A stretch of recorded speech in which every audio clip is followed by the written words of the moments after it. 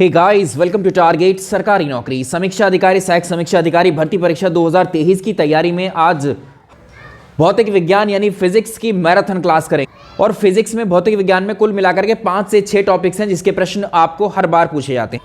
आइए शुरुआत करते हैं सेशन को। आप लोग प्लीज़ मेरी रिक्वेस्ट है लाइक कर दीजिएगा, और जो लोग इस सेशन पर पहली बार आ रहे हैं हमारे चैनल को सब्सक्राइब नहीं किया तो सब्सक्राइब करके बेल आइकन प्रेस कर लेंगे ताकि हमारे अगले वीडियोस के नोटिफिकेशंस आपको समय से मिल सके। तो भौतिक विज्ञान में हम कौन कौन से टॉपिक्स को कवर करने वाले हैं। सबसे पहला टॉपिक है विज्ञान के अनुप्रयोग, यानी हमारे दैनिक जीवन में विज्ञान साइंस के क्या एप्लीकेशंस है, वहां से प्रश्न आ जाता है। सेकेंड टॉपिक होगा गति यानी मोशन को डिस्कस करेंगे। तीसरा टॉपिक होगा हमारा बल यानी फोर्स। चौथा होगा हमारा ऊर्जा यानी एनर्जी। पांचवा टॉपिक होगा प्रकाश यानी लाइट, और छठा टॉपिक होगा हमारा ध्वनि यानी साउंड। यही 5 से 6 टॉपिक्स हैं जिनके प्रश्न आपको परीक्षा में देखने को मिलते हैं। आपको कुछ चीज़ें यहाँ पर और डिस्कस कर लेते हैं, बस कुछ सेकंड लगे। जो 10 विषयों की अलग अलग मैराथन क्लासेस आपको दी हैं, उनमें से कुछ टॉपिक बचते हैं, तो उनके हम जो है प्रश्नों के माध्यम से मॉडल पेपर जो आपको मिल रहे हैं उन मॉडल पेपर में उन क्वेश्चंस को रख रहे हैं हम, उन टॉपिक्स के जो बचे हुए हैं। तो मॉडल पेपर भी मिस मत करिए, क्योंकि क्वेश्चंस की प्रैक्टिस भी उतनी ही महत्वपूर्ण है जितना आप थ्योरी पढ़ चुके हैं या पढ़ रहे हैं। और आपसे मेरी रिक्वेस्ट है आप उन 8 मॉडल पेपर्स को भी देख लीजिए जो क्वेश्चंस हमने किए हैं, और अब जो मॉडल पेपर आ रहे हैं आपके डेली, उनको बिल्कुल भी आप मिस नहीं करेंगे, क्योंकि बहुत ध्यान से वहाँ प्रश्नों को रखा जा रहा है, बहुत अच्छे अच्छे प्रश्नों को परीक्षा के स्तर से। आइए शुरुआत करते हैं। और इन क्लासेस पर भी आपका रिस्पांस देखने को मिल रहा है कि बहुत कम होता जा रहा है, तो प्लीज़ लाइक एंड शेयर आप करना ना भूलें इनको। देखिए, इससे ज़्यादा बेहतर कंटेंट आप यूट्यूब में तो उम्मीद ही मत करिए कि अवेलेबल होगा भी, ये मैं बिल्कुल अभी दावा कर रहा हूँ आपके लिए। तो जितनी जिम्मेदारी से मैंने आपको प्रोवाइड कराया है, आपकी भी जिम्मेदारी है बाकी क्लासेस को भी आप शेयर कीजिएगा अपने दोस्तों के साथ में। बस इतना सा ही मैं आपसे रिक्वेस्ट करता हूँ। चलिए शुरुआत करते हैं। फिजिक्स को समझते हैं कि फिजिक्स क्या है। भाई, जिस तरह से आप मोटिवेट होते हैं उसी तरह से हमें भी मोटिवेशन आपकी तरफ से तभी मिलता है जब वीडियो पर आपके जो प्रतिक्रियाएं हैं वो अच्छी आती हैं या आप उनको पसंद करते हैं। नहीं पसंद आती हैं तो भी लिख सकते हैं, उसमें भी ऐसी कोई बात नहीं। चलिए, यहाँ तक हमारी बातें हो गई, अब हम अपने टॉपिक को शुरू कर लेते हैं। देखिए, सबसे पहले भौतिक विज्ञान के बारे में डिस्कस करते हैं कि भौतिक विज्ञान है क्या। देखो, साइंस की एक ये ब्रांच है, साइंस की वो ब्रांच जिसके अंदर हम जो एनर्जी है, हमारी एनर्जी यानी ऊर्जा, और साथ ही मैटर, तो एनर्जी के अलग अलग जो रूप हैं उनका अध्ययन, और मैटर से जो भी क्रियाएं होती हैं उनका अध्ययन जिस विज्ञान के अंतर्गत करते हैं वो फिजिक्स है। तो फिजिक्स के अंतर्गत हम एनर्जी और मैटर का ही अध्ययन करें। एनर्जी और मैटर क्या है पहले इसको समझेंगे। उससे पहले अगर आप देखें, जब ब्रह्मांड की उत्पत्ति हुई थी यानी यूनिवर्स जब अस्तित्व में आया था, तो ये पूरा का पूरा इस घटना से संबंधित है। आप याद रखिएगा 13.7 अरब वर्ष पूर्व, ये वर्ष याद रखिएगा, 13.7 वर्ष अरब पूर्व जो है एक घटना हुई थी जिसको हम बिग बैंग बोलते हैं या महाविस्फोट बोलते हैं। और इसी घटना से जो है ब्रह्मांड की उत्पत्ति यानी ओरिजिन ऑफ यूनिवर्स को माना जाता है। जैसे ही ब्रह्मांड की उत्पत्ति हुई वैसे ही समय की, स्थान की और द्रव यानी मैटर की जो है उत्पत्ति मानी जाती है इसी समय के साथ में, जब ब्रह्मांड अस्तित्व में आया। उससे पहले समय, स्थान, मैटर आदि नहीं था। और पूरा का पूरा ब्रह्मांड जो बना हुआ है, 2 ही चीज़ें हैं उसमें, एक तो द्रव है, ये द्रव्य है यानी मैटर है, और दूसरा एनर्जी यानी कि ऊर्जा है। आइए पहले समझ लेते हैं कि ऊर्जा क्या है।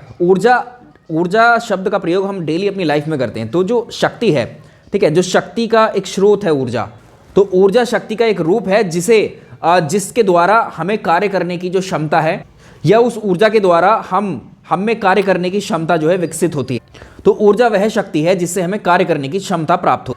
अब देखो यहाँ पर इसमें ऊर्जा के रूप क्या क्या है, किस किस चीज़ को हम ऊर्जा कहेंगे। जो हीट होती है, ऊष्मा होती है, वो भी एक ऊर्जा है। जो प्रकाश यानी लाइट है वो भी एक ऊर्जा है। जो ध्वनि है वो भी एक ऊर्जा का ही रूप है। इलेक्ट्रिसिटी भी ऊर्जा के रूप। तो ये सारी ऊर्जाएं हैं, ये सब एनर्जी हैं, या आप कहेंगे ये सब एनर्जी के या ऊर्जा के रूप हैं। समझ आया। तो हमने शुरुआत में कहा था कि फिजिक्स के अंतर्गत हम ऊर्जा के रूपों का अध्ययन करते हैं। तो ऊर्जा के रूप क्या है, हीट है, लाइट है, साउंड है, इलेक्ट्रिसिटी, इनका अध्ययन करेंगे। अब बात करते हैं, एक शब्द आया था कि जब ब्रह्मांड की उत्पत्ति हुई, तो ब्रह्मांड की उत्पत्ति होने के साथ ऊर्जा और द्रव्य, या हम ये कह रहे थे कि पूरा ब्रह्मांड जो है ऊर्जा और द्रव्य से मिलकर के बना है। तो द्रव्य को आप जो है अगर एक कॉमन शब्द में हम देखना चाहें तो हम द्रव्य को बोलते हैं पदार्थ यानी मैटर। अच्छा, एक शब्द है द्रव्य, एक होता है द्रव, दूसरा जो द्रव है उसको बोलते हैं लिक्विड, और ये जो द्रव्य है इसको बोलते हैं पदार्थ या मैटर। अब ये मैटर क्या चीज़ है या पदार्थ क्या चीज़ है, वे देखिए दुनिया में आप देखते हैं बहुत सारी वस्तुएं देखते हैं। तो ऐसी कोई भी वस्तु जो या तो स्थान घेरती होगी, साथ ही उसमें कुछ ना कुछ द्रव्यमान होगा, मास होगा, और उसका अनुभव हम अपनी ज्ञानेंद्रियों से छू करके, टच करके उसको महसूस कर सकते हैं, देखकर महसूस कर सकते हैं, सूंघकर महसूस कर सकते हैं। तो ऐसी सभी वस्तुएं जो स्थान घेरती हैं और उनमें द्रव्यमान होता है, ये सभी मैटर कहलाती हैं। अब इसके एग्जाम्पल क्या क्या हो जाएंगे? एग्जाम्पल भी बहुत सिंपल है। उदाहरण के लिए सारी दुनिया में जितना भी कुछ आप देख रहे हैं, जितनी वस्तुएं हैं, वो सब मैटर हैं। तो इसमें एक एग्जाम्पल लोहा, लकड़ी, कोयला, ऑक्सीजन, ये हमने कुछ ही एग्जाम्पल लिए हैं। ठीक है भाई, जिन लोगों को कंप्लीट नोट्स की रिक्वायरमेंट है वो आप इस नंबर पर संपर्क कर सकते हैं, व्हाट्सएप नंबर पर। और आगे जो अगली परीक्षाएं आएंगी, आपकी पीसीएस स्तर की परीक्षा के लिए भी आपको तैयारी करनी है, पीटी मेंस की, तो आप हमारे साथ जुड़ सकते हैं, खंड शिक्षा अधिकारी के लिए जुड़ सकते हैं। इस नंबर पर जानकारी ले लीजिए। चलिए अब हम बात करते हैं दैनिक पहली ही यूनिट की अपनी दैनिक जीवन में विज्ञान की। साइंस है ना, डेली लाइफ। विश्व भूगोल के लिए, वर्ल्ड ज्योग्राफी के लिए आप कह रहे हैं, उसकी क्लास हम 2 से 3 दिन में देंगे। इसी हफ्ते में आपको प्रोवाइड करा देंगे, उस पर कार्य चल रहा है, आप चिंता ना करें। जो आपसे वादा किया गया है वो पूरा होगा, बस आप अपना वादा याद रखें। अब सबसे पहले हम देखिए, दैनिक जीवन में कुछ भौतिक राशियां होती हैं जिनका हम प्रयोग करते हैं। जैसे कौन कौन सी भौतिक राशियां हैं? तो देखो, भौतिक राशि क्या होती है? फिजिकल क्वांटिटी क्या होती है? किसी वस्तु, पदार्थ या गुण जिसे मापा जा सकता है या जिसकी गणना की जा सकती है, उसको हम क्या बोलते हैं? या उसके उस राशि के संख्यात्मक मान को हम क्या कहते हैं? फिजिकल क्वांटिटी कहते हैं। मान लो मिट्टी का एक टुकड़ा है, लोहे का एक टुकड़ा है, उसको आप अगर उसका वजन देखोगे तो उसको तोल सकते हो। 1 किलो हो सकता है, 2 किलो हो सकता है, कुछ आगे पीछे हो सकता है वजन, लेकिन उसको हम माप सकते हैं, तोल सकते हैं, उसके वेट की गणना कर सकते हैं, उसकी संख्या को भी पता लगा सकते हैं। ठीक है, तो ऐसी जितनी भी वस्तुएं हैं जिसमें ऐसी जितनी भी वस्तुएं या कोई पदार्थ का गुण भी हो सकता है जिसे मापा जा सके या जिसकी गणना की जा सके, और उस राशि के गुण का जो संख्यात्मक मान है उसको फिजिकल क्वांटिटी बोलते हैं। जैसे एग्जाम्पल के तौर पे समझो, जैसे लंबाई है भाई, कोई भी चीज़ आपके पास वस्तु है तो वो कुछ ना कुछ लंबाई ज़रूर धारण करती होगी, कुछ ना कुछ चौड़ाई ज़रूर धारण करती होगी। ठीक है, तो लंबाई है, जैसे दूरी है, चाल है, बल है, विद्युत धारा है, द्रव्यमान है, ये फिजिकल क्वांटिटी है। और ये फिजिकल क्वांटिटी के साथ साथ क्योंकि हम इन्हें माप सकते हैं, इनको संख्यात्मक मान में रिप्रेजेंट भी कर सकते हैं, इसलिए फिजिकल क्वांटिटी। इंग्लिश में जो लोग समझना चाहते हैं उनके लिए भी यहाँ पर रखी हुई हैं कुछ। अब फिजिकल क्वांटिटीज़ को हम 2 पार्ट्स में डिवाइड कर लेते हैं। एक होती हैं अदिश राशियाँ, इनको बोलते हैं स्केलर क्वांटिटी। दूसरी होती है सदिश राशियाँ, इनको वेक्टर क्वांटिटी। अब यहाँ से आपको प्रश्न पूछता है इनके डिफरेंसेस पर। देखिए, स्केलर क्वांटिटी क्या होती हैं, अदिश राशियाँ क्या होती हैं? ऐसी राशियाँ जिनको केवल संख्यात्मक मान या परिमाण का बोध होता है। मतलब ऐसी राशियाँ जिनसे हमें केवल उनके संख्यात्मक मान, उनकी संख्या का पता लग सकता है या उनमें कितना वेट है, ठीक है, ये पता लग सकता है।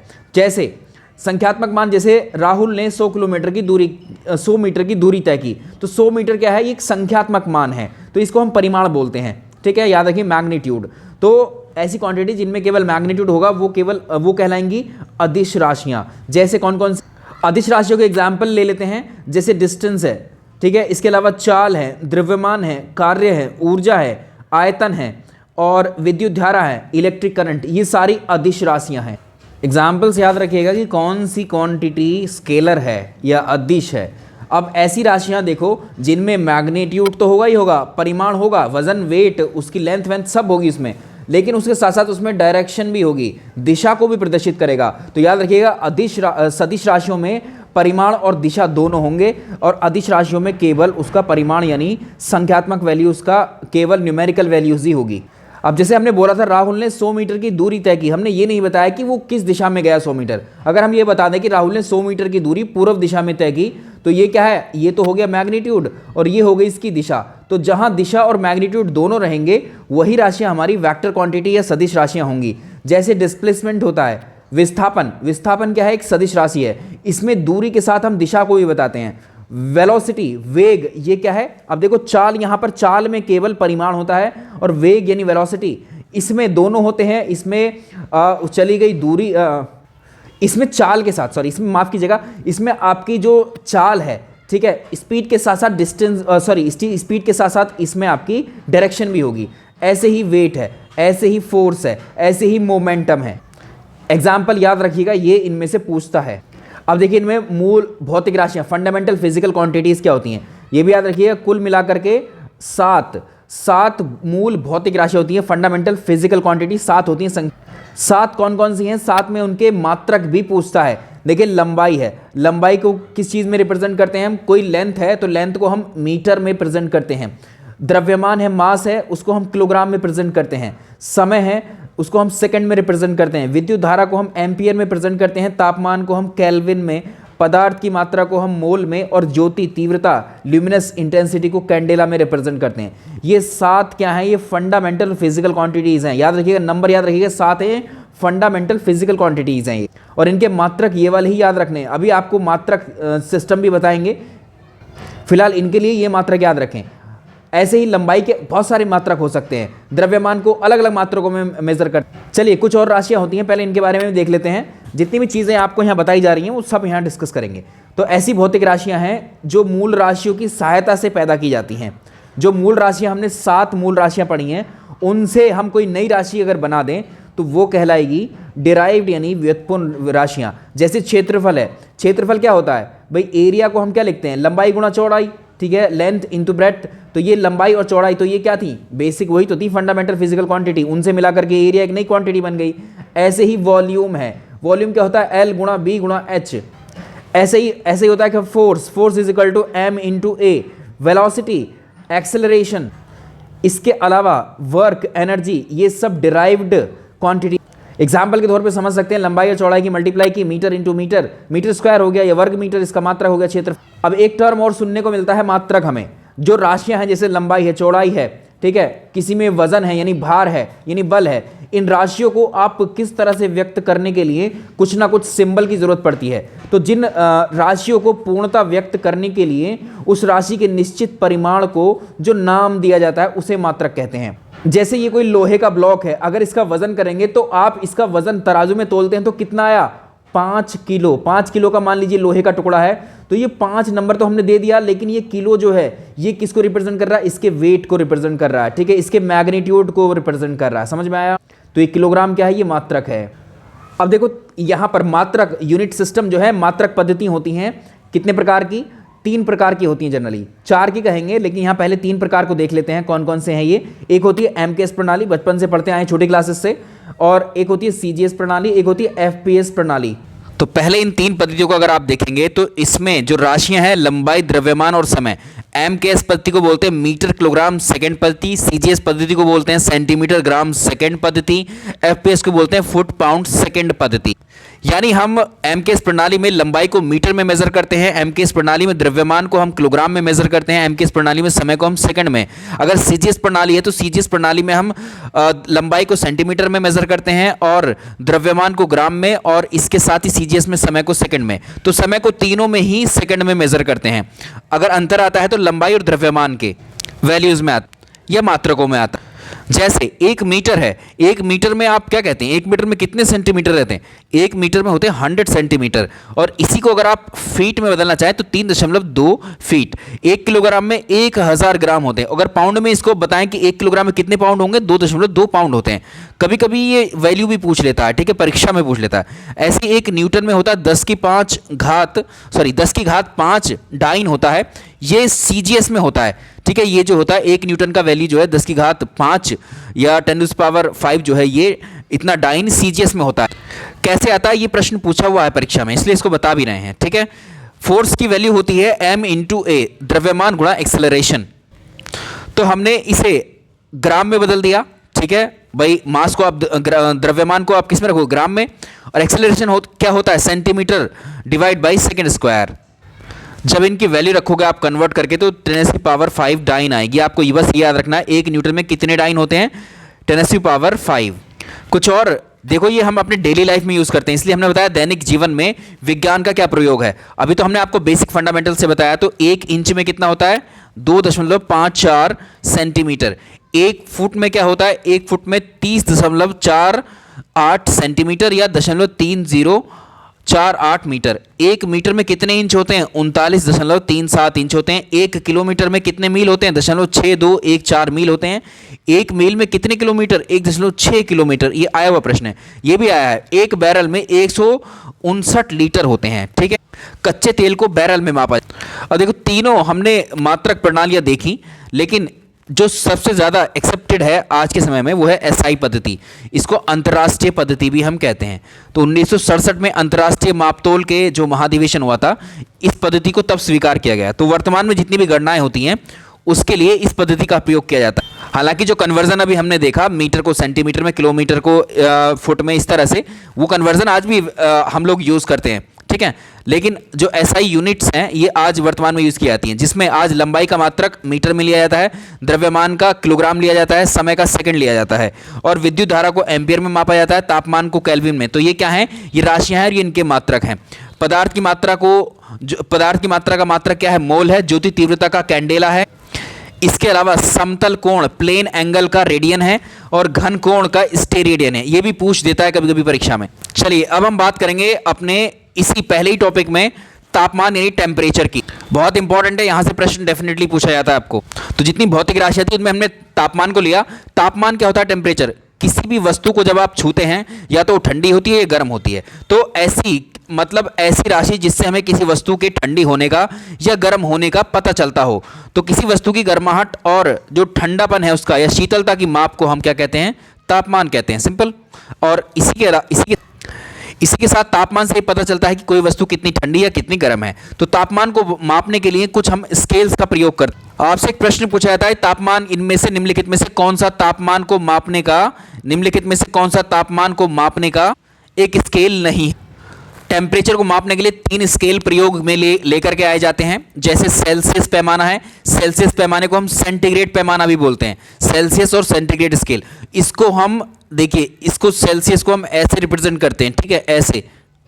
इसको बोलते हैं डिग्री, तो इसको पूरा पढ़ेंगे डिग्री सेल्सियस। आगे बात करें, इसको तापमान को हम फ़ारेनहाइट स्केल पर भी फ़ारेनहाइट तापमान को मापने के लिए फ़ारेनहाइट स्केल का भी यूज़ करते हैं। इसको बोलते हैं डिग्री फ़ारेनहाइट, ठीक है। ये डिग्री का सिंबल है, ये फ़ारेनहाइट। केल्विन पैमाने को हम के से रिप्रेजेंट करते हैं। यहां पर कोई भी डिग्री का सिंबल नहीं होता, तो के सिंपली के में ही लिखा होगा, इसके आगे कुछ नहीं होगा। समझ गए। अब देखो, आपसे स्केल पूछ लिया हो, अब तापमान के मात्रक क्या क्या होंगे। तापमान के मात्रक यानी तापमान को हम किस किस के द्वारा रिप्रेजेंट कर सकते हैं। जैसे तापमान को हम डिग्री सेल्सियस में रिप्रेजेंट करते हैं, इसको डिग्री सेल्सियस पढ़ते हैं। इसको डिग्री फ़ारेनहाइट बोलते हैं तो डिग्री फ़ारेनहाइट पढ़ेंगे। इसको कैसे रिप्रेजेंट करते हैं तो केल्विन पढ़ेंगे इसको। अब देखो यंत्र कौन सा है, यंत्र ये तो मात्रक हो गए, और तापमान को मापने का एक यंत्र आता है थर्मामीटर। ये सबको पता है, थर्मामीटर बोलते हैं या थर्मोमीटर। अब तीनों पैमानों को एक बार देख लेते हैं। देखिए, सेल्सियस पैमाना, पहले हम बात करेंगे तापमान के पैमानों में सेल्सियस स्केल की। सेल्सियस स्केल की पहचान क्या होती है, सबसे पहली बात तो सेल्सियस स्केल की पहचान ये होगी, सबसे आप देखोगे उस पर 0 से शुरू होंगी, उस पर गिनतियां जो है 0 से स्टार्ट होंगी और कहां तक जाएंगी, 100 डिग्री तक जाएंगी। 0 डिग्री से शुरू होकर ये 10, 20, 30, 40, 50, 60, 70, 80, 90, 100 इस तरह के 10-10 के ये ब्लॉक बने होंगे। तो 0 डिग्री से लेकर 100 डिग्री सेल्सियस तक सेल्सियस पैमाने पर जो मान है वो अंकित होते हैं। सेल्सियस पैमाने को सेंटीग्रेड पैमाने के नाम से भी जानते हैं, ठीक है। और सेल्सियस पैमाने पर 0 डिग्री से लेकर 100 डिग्री तक के अंक लिखे होते हैं, ये इसकी पहचान है। कोई भी स्केल आपको मिलेगा, यदि उस पर 0 से 100 तक की मार्किंग है, समझिएगा सेल्सियस पैमाना। तो इस पैमाने पर तापमान को डिग्री सेल्सियस में लिखा जाता है। अब यहां पर देखो, ये जो तापमान दिए है मिनिमम और मैक्सिमम, तो जिस तापमान पर पानी उबलने लगता है, यदि पानी को आप जो है स्टोव पर गैस पर रखते हैं तो आप देखेंगे कि जितने भी टाइम में वो उबल रहा है पानी, जिसमें से वेपर बन के उड़ने लगता है, जलवाष्प बन करके, तो उसका तापमान जब 100 डिग्री सेल्सियस पहुंच चुका होता है वो तभी वेपर में बदलना शुरू होता है। तो जिस तापमान पर पानी उबलना शुरू हो जाता है वो होता है 100 डिग्री सेल्सियस। और 100 डिग्री सेल्सियस को हम बोलते हैं, इसी को बोलते हैं बॉइलिंग पॉइंट, जल का क्वथनांक। यानी जल जिस तापमान पर उबलना शुरू होता है, जल वाष्प में बदलना शुरू होता है, उसको बोलते हैं बॉइलिंग पॉइंट या क्वथनांक, जो 100 डिग्री सेल्सियस होता है। प्रश्नों में आ जाता है कभी कभी। और 0 डिग्री तापमान क्या होता है, ये ऐसा तापमान है जिस पर जो वाटर है, वाटर को मार्क कीजिए यहाँ पर, जिस पर पानी जमना शुरू हो जाता है। फ्रीज में आप रखते हैं जैसे पानी को, तो जब पानी जमने लगता है, ठोस अवस्था में आने लगता है, तो समझ जाइएगा उसका तापमान 0 डिग्री सेल्सियस पर पहुंच गया है। तो इससे क्या होता है, वो तापमान जिस पर पानी जम जाता है या जमना शुरू कर देता है, वो तापमान 0 डिग्री सेल्सियस होता है। इसको जल का हिमांक या फ्रीजिंग पॉइंट कहते हैं। अब यहाँ पर देखिए, सेल्सियस पैमाने का लोअर फिक्स पॉइंट क्या होता है, सबसे निचला, वो 0 डिग्री सेल्सियस से शुरू होता है। Upper fix point 100 degree Celsius होता है, ठीक है। तो इस पैमाने पर कुल 100 डिग्री होती हैं बनी हुई। एक और पैमाना है, इसको बोलते हैं फ़ारेनहाइट स्केल। फ़ारेनहाइट स्केल की पहचान कैसे करो, ये वाला स्केल की पहचान आप ऐसे कर लोगे, देखने में बिल्कुल वैसे ही होगा जैसे कि सेल्सियस वाला, लेकिन हम उन पर जो डिजिट्स हैं या उन पर जो मार्किंग की गई है उससे पहचान करेंगे। अगर वो स्केल मान लीजिए 32 से शुरू हो रहा है और 212 तक उसका एंड पॉइंट है, उस पर मार्किंग जो है 32 से शुरू होकर 212 तक है लास्ट, तो समझ जाइएगा फ़ारेनहाइट स्केल है। ये आपको डॉक्टरों के पास मिलता है। अभी कुछ दिन पहले अगर आप देखें, कुछ बीते वर्षों में तो फ़ारेनहाइट स्केल का ही प्रयोग डॉक्टर करते हैं, और जो 98 बुखार आपको बताते हैं वो इसी आधार पर बताते हैं, इसी स्केल पर बताते हैं। तो इसमें कुल मिलाकर कितने खाने हुए या कितने स्पेस हुआ, इसमें 180 इसमें टोटल अंक होंगे बीच। हालांकि अब डॉक्टर जो है डिजिटल थर्मामीटर का प्रयोग करने लगे हैं, तो डिजिटल वाले में भी आप देखेंगे तो डिग्री फ़ारेनहाइट में ही आता है, जो आपके शरीर का तापमान जिसको आप बुखार के दौरान मेजर करते हैं। तो फ़ारेनहाइट पैमाने में तापमान को डिग्री फ़ारेनहाइट में मापा जाता है, डिग्री फ़ारेनहाइट इसको पढ़ा जाता है। तो फ़ारेनहाइट पैमाने पर तापमान की शुरुआत 32 डिग्री फ़ारेनहाइट से शुरू होती है, जिसको इसका लोअर फिक्स पॉइंट भी बोलते हैं। इसके अलावा तथा इस पैमाने पर तापमान का जो अंतिम मान होता है वो 212 याद रखिएगा, 212 डिग्री फ़ारेनहाइट और 32 डिग्री फ़ारेनहाइट, ये दोनों वैल्यू पूछी हुई है परीक्षा। चलिए अब इन दोनों की तुलना करते हैं, फ़ारेनहाइट और, देखो डायरेक्ट में तुलना बताता तो आपको नहीं समझ में आता, अब तुलना कर सकते हैं क्योंकि दोनों स्केल आपने पढ़ लिए। यहाँ सेल्सियस स्केल है और यहाँ फ़ारेनहाइट स्केल है। सेल्सियस स्केल हम 0 डिग्री से गए हम 100 डिग्री तक करते करते गए सेल्सियस स्केल पे, और हम फ़ारेनहाइट स्केल पे गए कहाँ से, 32 डिग्री फ़ारेनहाइट से 212 डिग्री फ़ारेनहाइट तक गए। ठीक है, तो जो इसमें आप कंपैरिजन कर सकते हैं इनके मैक्सिमम लिमिट्स को। ठीक है, ये 0 डिग्री से शुरू हो रहा है सेल्सियस वाला, ये 32 डिग्री फ़ारेनहाइट से शुरू हो रहा है फ़ारेनहाइट वाला। तो दोनों स्केल को कंपैरिजन देखो आपके सामने। मैं आपको एक बार फिर से कह रहा हूँ कि क्लास बहुत वैल्यूएबल है आपके लिए, आप इस बात को चाहे माने या ना माने, ठीक है, क्योंकि इसमें आपको वो सब कुछ प्रोवाइड किया है जिसकी आपको आवश्यकता, बेसिक फाउंडेशन की ज़रूरत है आपको। ठीक है, इसके बाद आप कोई भी किताब पढ़िए, आपको बहुत आसानी से समझ में आ जाएगी। अब देखो कंपैरिजन करते हैं, तो जो -18, अगर आपसे कोई पूछेगा कि 0 डिग्री सेल्सियस पर आपको बताना है कि यहाँ से आप देखिए 0 डिग्री फ़ारेनहाइट पर, क्योंकि ये तो खुद 32 से शुरू होता है फ़ारेनहाइट वाला, आपसे पूछेगा कि 0 डिग्री फ़ारेनहाइट कितने सेल्सियस के बराबर होगा सेल्सियस पैमाने पर, तो याद रखिएगा -18 डिग्री सेल्सियस पर 0 डिग्री फ़ारेनहाइट इक्वल होंगी ये दोनों वैल्यू। इसके अलावा इसको या तो एग्जैक्टली अगर आपसे पूछेगा तो -17.78 डिग्री सेल्सियस 0 डिग्री फ़ारेनहाइट के बराबर होता है। ठीक है, और जो फ़ारेनहाइट स्केल होता है, ठीक है, उस पर 98.6 डिग्री फ़ारेनहाइट सेल्सियस पैमाने पर 37 डिग्री सेल्सियस के इक्वल होता है। और अगर आपसे पूछा जाए कि सेल्सियस पैमाना और फ़ारेनहाइट पैमाना ये दोनों एक जैसी रीडिंग या एक जैसे मान किस वैल्यू पर दिखाते हैं, तो 40 डिग्री सेल्सियस पर और 40 डिग्री फ़ारेनहाइट पर ये दोनों एक जैसी रीडिंग शो करते हैं। ये प्रश्न आपसे कई बार पूछा हुआ है परीक्षा में, हमने आपको एडिशनली ये भी बताया। ठीक है, और जो हमारे शरीर का तापमान है, अगर सामान्य शरीर का आपसे तापमान पूछेगा, स्वस्थ मनुष्य के शरीर का तापमान 37 डिग्री सेल्सियस होता है। अगर आपसे इसी को पूछे कि स्वस्थ मनुष्य का तापमान कितना होता है, 98.6 डिग्री फ़ारेनहाइट होता है। और अगर इससे ज़्यादा आपके शरीर का तापमान है तो समझ लीजिए आपको बुखार की कंडीशन है। ठीक है, तभी डॉक्टर देखते हैं कि 100 बुखार हो गया, बोलते हैं 99 बुखार है, तो जस्ट 98 के बाद वो 99 अगर है आपको, वो डिग्री फ़ारेनहाइट होता है, 99 डिग्री फ़ारेनहाइट। इससे पता लगता है कि आपका जो शरीर का तापमान, जो सामान्य तापमान 98.6 डिग्री, इससे अगर ज़्यादा तापमान है तो आपको बुखार की कंडीशन है। सूत्र पूछ सकता है डिग्री सेल्सियस को फ़ारेनहाइट में कैसे बदलते हैं, तो कोई भी वैल्यू है अगर आपको डिग्री फ़ारेनहाइट में बदलना है तो यहाँ पर ये जो वैल्यू निकालनी है उसको रखिए, और 9/5 इंटू जो सेल्सियस का तापमान है उसको यहाँ पर रख दीजिए, प्लस 32 ऐड कर दीजिए, तो डिग्री फ़ारेनहाइट में आपकी वैल्यू निकल आए। एक सवाल आया कि किस तापमान पर सेल्सियस पैमाना और फ़ारेनहाइट पैमाना एक समान रीडिंग दर्शाते हैं, तो -40 डिग्री सेल्सियस पर जो है 40 डिग्री फ़ारेनहाइट ये एक जैसी जो है रीडिंग दर्शाते हैं। चलिए अब बात करते हैं तीसरे पैमाने की, केल्विन पैमाना, या इसको बोलते हैं परम पैमाना, केल्विन स्केल या एब्सोल्यूट स्केल। अब इस पैमाने को लॉर्ड केल्विन ने 1852 में बनाया था। केल्विन पैमाने पर अगर आप हिमांक देखेंगे, फ्रीजिंग पॉइंट, तो 273 केल्विन होता है, और अगर भाप बिंदु आप देखोगे तो 373 केल्विन होता है। तो याद रखिएगा 1 डिग्री सेल्सियस 1 केल्विन के बराबर।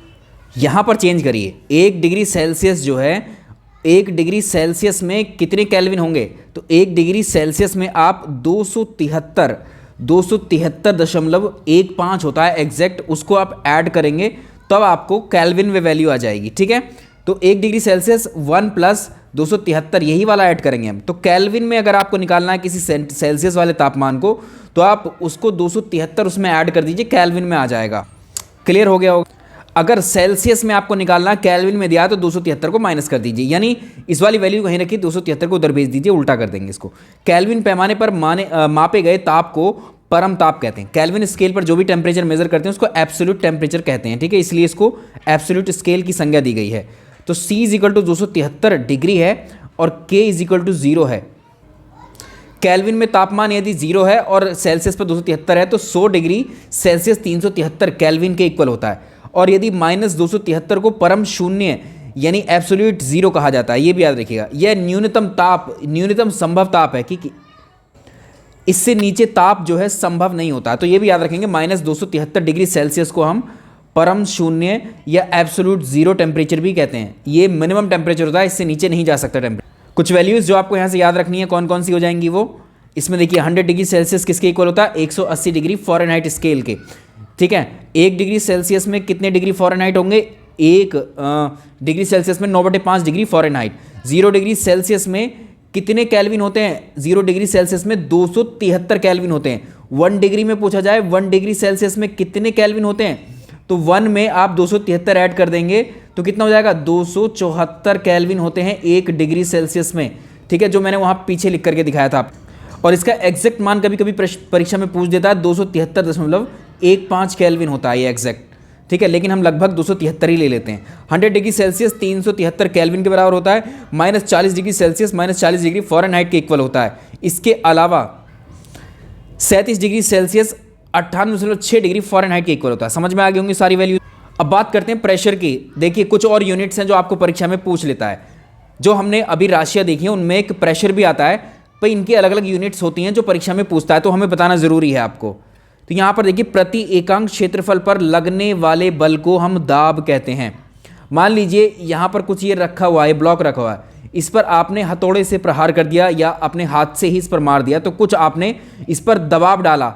ये दबाव जो है इस क्षेत्रफल पे डाला इसके, ठीक है, एकांक क्षेत्रफल पे डाला इसके, इस क्षेत्रफल पे आपने कुछ भार वेट डाला, इसी को हम दबाव बोलते हैं। तो ये होता है फोर्स, प्रेशर क्या होता है, फोर्स पर यूनिट एरिया, ठीक है, फोर्स पर यूनिट एरिया। तो फोर्स की जो मात्रक होती है वो न्यूटन है, एरिया की मीटर, तो इसका मात्रक हो जाएगा पूरा प्रेशर का न्यूटन पर मीटर स्क्वायर। देखो आप इस वीडियो को, ऐसा नहीं है कि हम आपको जल्दी जल्दी किसी भी सेशन में हमने आपको जल्दी जल्दी कुछ भी करा। हाँ, क्लास के लास्ट में अगर हमें जो लगता है जो ज़्यादा फैक्चुअल चीज़ें हैं उसमें कुछ अगर डिटेल में समझाने की जरूरत नहीं, कॉन्सेप्ट नहीं है, तो हम आपको फैक्ट ज़रूर तेज़ी से पढ़ाते हैं, ठीक है, बट कॉन्सेप्ट को कॉन्सेप्ट की तरह ही समझाया आपको। तो आप ये जो चीज़ें पढ़ रहे हैं, ऐसा नहीं कि आपको अलग वीडियो देखनी पड़े, मात्रकों पर, गति पर अलग देखना पड़े, इसी में इसलिए हमने शामिल कर दिया है लगे हाथी, ठीक है।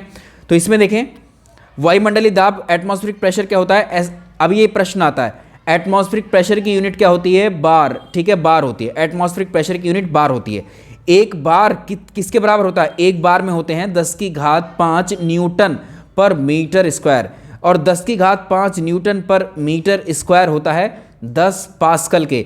और इसमें से एक 10 कम कर दो, इधर से भी 10 कम हो जाएगा, एक 10⁴ न्यूटन पर मीटर स्क्वायर होता है 1 पास्कल के। तो याद रखिएगा, 1 पास्कल में 10⁴ न्यूटन पर मीटर स्क्वायर होते हैं, 10 पास्कल में 10⁵ न्यूटन पर मीटर स्क्वायर होते हैं, और 10⁵ न्यूटन पर मीटर स्क्वायर को हम एक बार भी बोलते हैं। तो ये सारे मात्रक किसके हैं, पास्कल, बार, न्यूटन पर मीटर स्क्वायर, ये सब दाब के मात्रक हैं। ऐसे पूछता है कि इनमें से पास्कल किसका मात्रक है। ऐसे ही आयतन या धारिता, कैपेसिटी को देखिए, इसके उसमें आपसे प्रश्न पूछता है कि एक बैरल में कितने लीटर होते हैं। एग्जैक्टली अगर आपसे पूछेगा तो 158.98 लीटर होते हैं, और इसको हम लगभग बोलते हैं 159 लीटर के इक्वल। एक गैलन में कितने मीटर होते हैं, एक गैलन में 3.7 मीटर होते हैं। और इसकी हम बात करें, एक बैरल में कितने गैलन होंगे, 42 US गैलन होते हैं। 1 लीटर में कितने घन सेंटीमीटर होंगे, 10⁻³ घन सेंटीमीटर। चलिए आगे चलते हैं। अब कुछ दूरी के मात्रक आपसे परीक्षा में पूछे हुए हैं। दूरी को हम मेज़र करते हैं, सेंटीमीटर में भी माप लेते हैं दूरी को, मीटर में भी नाप लेते हैं, और इंच में, गज में, फीट में, मील में, नॉटिकल मील, किलोमीटर, माइक्रोन। अब आप याद रखिएगा, ये सारे लंबाई के मात्रक हैं, यानी लंबाई को हम इन चीज़ों में रिप्रेजेंट करते हैं, इन मात्रकों में रिप्रेजेंट करते हैं। समझ में आ गया, सेंटीमीटर, मीटर, गज, इंच, फीट आदि सब। अब ये वाले तो आम बात हो गई, लेकिन हमारी परीक्षा के लिए कौन से इंपॉर्टेंट है? पारसेक लंबाई का मात्रक है, प्रकाश वर्ष लंबाई का मात्रक है, खगोलीय इकाई ये एस्ट्रोनॉमिकल यूनिट AU ये भी क्या है? लंबाई का मात्रक है। अब ये तीनों परीक्षा में आए हुए हैं, ये तीनों, ठीक है, पारसेक, प्रकाश वर्ष, खगोलीय यूनिट। देखिए मैं चाहता तो आपको सीधे बता करके भी निकल जाता, इतना अभी तक हमने आधे घंटे तक जो डिस्कस किया उसको भी ना करते हम लोग, लेकिन वो ठीक नहीं रहता। फिर भी जब आप पढ़ रहे हैं तो आधा घंटा आप समय निकाल सकते हैं अच्छा पढ़ाई के लिए, तो आप ठीक है। अब देखिए 1 इंच में कितने सेंटीमीटर होते हैं? 2.54 सेंटीमीटर, ये प्रश्न पूछा हुआ है। मीटर में बदलेंगे तो 0.025 मीटर। 1 गज में कितने फीट होते हैं? 3 फीट होते हैं 1 गज में। और मीटर में 1 गज कितने होते हैं? 1 गज जो होता है 0.914 मीटर के बराबर होता है। 1 फीट कितने इंच के बराबर होता है? 12 इंच। 12 इंच को ऐसे प्रेजेंट करते हैं। और 1 फीट 30.48 सेंटीमीटर के इक्वल होता है, ये पूछा हुआ है। 1 फीट में 0.3 मीटर होते हैं। इसके अलावा एक प्रश्न ये भी पूछा हुआ था, 1 मील में कितने किलोमीटर होते हैं? 1 माइल स्टोन में 1.6 किलोमीटर होते हैं। 1 नॉटिकल मील में कितने किलोमीटर? ये दोनों पूछे हुए हैं परीक्षा में, तो ये होते हैं 1.85 किलोमीटर 1 नॉटिकल मील में। अब देखिए 1 मील में होते हैं 1.6 किलोमीटर, 1 नॉटिकल मील में 1.85 किलोमीटर। या अगर 1 नॉटिकल मील में मील पूछेगा तो 1.15 मील होते हैं, और मीटर में पूछेगा तो 1852 मीटर। कोई भी कोना छोड़ा नहीं है, जो आपको प्रश्न अगर पूछ लिया जाए किसी भी फॉर्म में आप कर दोगे। 1 प्रकाश वर्ष कितने मीटर के बराबर होता है? 9.46 गुणा 10⁻15 मीटर के बराबर होता है 1 प्रकाश वर्ष, ठीक है। जो लाइट होती है 1 वर्ष में जितनी दूरी तय करती है, जो सूर्य से निकलने वाली किरणें हैं, विकिरण हैं, 1 वर्ष में जितनी डिस्टेंस तय करती हैं उसको 1 प्रकाश वर्ष बोलते हैं। और वो कितनी डिस्टेंस ट्रैवल करती हैं 1 साल में? 9.46 गुणा 10⁻15 मीटर। 1 पारसेक ये भी दूरी का ही मात्रक है, लंबाई का मात्रक है।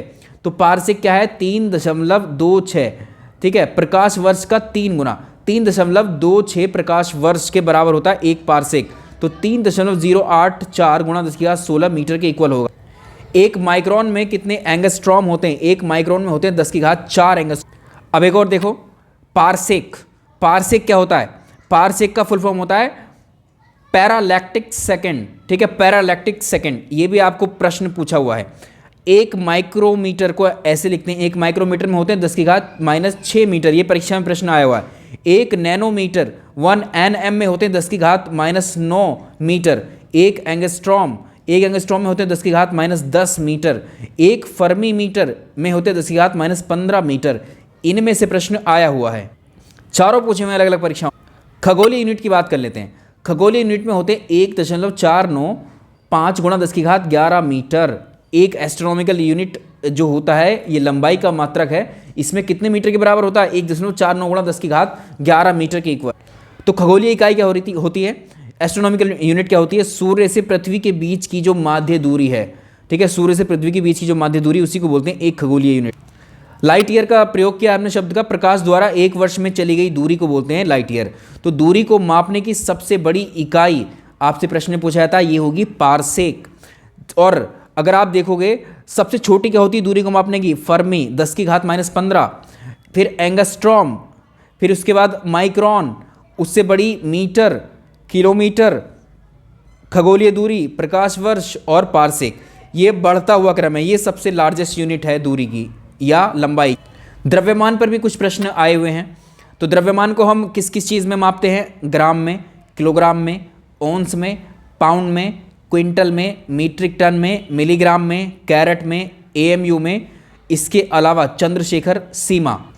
तो इनमें से कुछ यूनिट पूछी हुई हैं। ये तो 1 किलोग्राम में 1000 ग्राम, ये तो सबको पता है, 10⁻3 ग्राम में इसको कह सकते हैं। 1 मिलीग्राम में 10⁻−3 ग्राम है। 1 क्विंटल में 100 किलोग्राम होते हैं। 1 क्विंटल में कितने किलोग्राम होते हैं? 100 किलोग्राम। 1 मीट्रिक टन में 1000 किलोग्राम हो जाते हैं। 1 कैरेट में कितने मिलीग्राम होते हैं? याद रखिएगा, 1 कैरेट में 205.3 मिलीग्राम के इक्वल होता है 1 कैरेट। हीरे का वजन मापने के लिए हम कैरेट का प्रयोग करते हैं। 1 AMU एटॉमिक मास यूनिट के बराबर कितने किलोग्राम के इक्वल होता है? 1.66 गुणा 10⁻27 किलोग्राम के बराबर होता है 1 AMU। 1 औंस बराबर किसके इक्वल होता है? 28.35 ग्राम के इक्वल होता है। 1 पाउंड 16 औंस के बराबर होता है, या 0.453 किलोग्राम के इक्वल, ठीक है। तो आप ये याद रख सकते हैं। ग्रेन को भी पूछता है, देखो ग्रेन को भी पूछता है। एक ग्रेन में 64.8 मिलीग्राम होते हैं। अब सूर्य का देखो, हमने वो बेसिक बताया आपको, सूर्य का द्रव्यमान कितना है? सूर्य का द्रव्यमान है 1.98 गुणा 10 की घात 30 किलोग्राम। 1.98 गुणा 10 की घात 30 किलोग्राम सूर्य का द्रव्यमान होता है। और द्रव्यमान की जो अधिकतम सीमा है, जो द्रव्यमान की मैक्सिमम लिमिट होती है, उसको चंद्रशेखर लिमिट बोलते हैं। और एक चंद्रशेखर लिमिट जो होती है वो 1.4 गुणा सूर्य के द्रव्यमान की, तो सूर्य के द्रव्यमान की 1.4 गुणा जो होती है उसको बोलते हैं एक चंद्रशेखर सीमा। तो पहले हमें छोटी चीज़ बतानी थी, फिर आपको बड़ी पे। चंद्रशेखर सीमा खगोलीय भौतिकी में स्थिर सफेद बौने तारों के लिए सैद्धांतिक रूप से अधिकतम द्रव्यमान संभव होता है। तो सूर्य के द्रव्यमान को आप याद रखेंगे और पृथ्वी के द्रव्यमान को भी याद रखेंगे आप। तो सूर्य का द्रव्यमान कितना है? 2 गुणा 10 की घात 30 किलोग्राम। अभी हमने बताया था कि 1.98 होता है। हाँ, आपको परीक्षा में या तो 2 मिलेगा। 1.98 का मतलब लगभग क्या होता है? 2।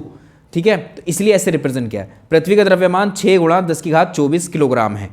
दोनों की द्रव्यमानों का अंतर भी अब आप बता सकते हो। समय की मात्रा क्या क्या है? समय को हम किस किस चीज़ में मेजर करते हैं? समय को हम सेकंड में मापते हैं, मिनट में मापते हैं, घंटे में मापते हैं, दिन में मापते हैं, वर्ष में मापते हैं। समय के ही तो मात्रक हैं। 1 मिनट में 60 सेकंड, बहुत बेसिक है। 1 घंटे में 60 मिनट। एक दिन में अगर आपसे पूछा जाए, ये इंपॉर्टेंट है, एक दिन में वैसे तो हम 24 घंटे बोलते हैं, लेकिन एग्जैक्टली 24 नहीं होते, लगभग 24 बोलते हैं। एक दिन में 23 घंटे होते हैं, 56 मिनट होते हैं और 4 सेकंड होते हैं। ये पूरा डेटा पूछा हुआ है एक बार में ही। 23 घंटे 56 मिनट 4 सेकंड, ये एक दिन का समय। यानी कह सकते हैं कि एक दिन में क्या है? 23.93 घंटे होते हैं, जो लगभग 24 घंटे के इक्वल माने जाते हैं। इसके अलावा एक सोलर डे में अगर आप देखेंगे, सौर दिवस में 24 घंटे होते हैं। एक सूर्य मास, एक सोलर मंथ में 30 या 31 दिन होते हैं। एक वर्ष में 365 दिन होते हैं। सेकंड कितने होंगे? 3.15 गुणा 10 की घात 7 सेकंड होते हैं। एक अधिवर्ष, एक लीप ईयर में 366 दिन होते हैं। इसके अलावा एक चंद्रमास, एक लूनार मंथ में 27.3 दिन होते हैं। चंद्रमा अपने एक्सिस पर और पृथ्वी का चक्कर लगाने में इतना समय लेता है। इसके अलावा एक नैनो सेकंड में 10 की घात -9 सेकंड, एक मिली सेकंड में 10 की घात -3 सेकंड, एक पिको सेकंड में 10 की घात -12 सेकंड। चलो, ये तो यूनिट वाला चैप्टर हो गया, जो कि आधा घंटा इसमें लग गया। अब हम बात करते हैं विज्ञान के महत्वपूर्ण आविष्कारों की। देखिए, important inventions of the science कौन कौन सी हैं? इधर उपकरण हैं और इधर उनके आविष्कारक हैं, क्योंकि ये प्रश्न परीक्षा में आ चुके हैं। डायनामाइट का आविष्कार अल्फ्रेड नोबेल ने किया है, और इन्हीं की याद में, जो डायनामाइट के आविष्कारक हैं, इन्हीं की याद में नोबेल पुरस्कार भी दिए जाते हैं। 6 अलग अलग क्षेत्रों में दिए जाते हैं, जिनको हम करंट अफेयर्स में डिस्कस करें। करंट अफेयर्स में मैंने खेल की कैटेगरी पर एक करंट अफेयर्स बनाई थी, वो आपने देखी नहीं। ठीक है, इसलिए आगे क्लास हमने थोड़ा सा भी इसको रोक दिया है, फिर भी आएगी क्लास। टेलीफोन का आविष्कार किसने किया? ग्राहम बेल ने। अब देखो, अल्फ्रेड नोबेल कहाँ के थे? स्वीडन के थे। टेलीफोन का जो आविष्कार किया था वो ग्राहम बेल ने किया था, ये अमेरिका के थे। डायनामो का आविष्कार किसने किया? माइकल फैराडे ने किया, ये ब्रिटेन के थे। कंप्यूटर का आविष्कार चार्ल्स बेबेज ने किया था, ये ब्रिटेन के थे। बाइसिकल का आविष्कार के मैकमिलन ने किया था। और कागज़ का आविष्कार कहाँ हुआ? चीन में। विद्युत बैटरी, इलेक्ट्रिक बैटरी ई वोल्टा के द्वारा खोजी गई। इसके अलावा सूक्ष्मदर्शी माइक्रोस्कोप जॉनसन ने खोजा। ट्रांसफॉर्मर माइकल फैराडे ने। माचिस की खोज जॉन वॉकर ने की। गैल्वेनोमीटर की एंड्रे मैरी एम्पियर ने। कुछ और बड़े आविष्कार भी हैं जो बड़े महत्वपूर्ण हैं। जो स्टीम इंजन है, ये जेम्स वॉट का है, स्कॉटलैंड के हैं ये। और तापमापी यानी जो थर्मामीटर है, ये गैलीलियो, ठीक है, ये गैलीली ने बनाया था। पैराशूट का आविष्कार जीन पेरे क्लाड चार्ट ने किया था, क्लान चार्ट ने। टंकण मशीन यानी टाइपराइटर मशीन बनाई थी पेलीग्रीन ट्रेरी ने बनाई। फैक्स मशीन अलेक्जेंडर वेन ने बनाई थी। सेफ्टी पिन वॉल्टर हंट ने बनाई थी। ग्रामोफोन थॉमस अल्वा एडिशन ने बनाई थी। वेल्डिंग मशीन एलिसा थॉमसन ने बनाई। फ्रिज का आविष्कार हैरिसन और कैटिनिंग ने किया। विद्युत चुंबक इलेक्ट्रोमैग्नेट का आविष्कार विलियम स्टारजन ने। ट्रांजिस्टर्स का आविष्कार जॉन बार्डीन और शाकले बटन ने किया, और इसके अलावा बटन ने किया था। इसके अलावा रडार का आविष्कार वाटसन ने किया था। जेट इंजन का फ्रैंक व्हीटल ने किया। टेलीविज़न का जेएल बेयर्ड ने किया। कैस्कोग्राफ का जगदीश चंद्र बोस के द्वारा। और डीजल इंजन का आविष्कार रुडोल्फ डीजल ने। और ट्रैक्टर का आविष्कार रॉबर्ट फॉर्मिच। कुछ और हैं इंपॉर्टेंट से। फाउंटेन पेन को लेविस वाटरमैन ने बनाया था। लाउड स्पीकर को हैरस शॉट ने बनाया था। हेलीकॉप्टर को ममकॉड ने बनाया था। नाभिक के रिएक्टर को अनरिको फर्मी ने बनाया था। स्कूटर को जी ब्रॉडशा ने बनाया।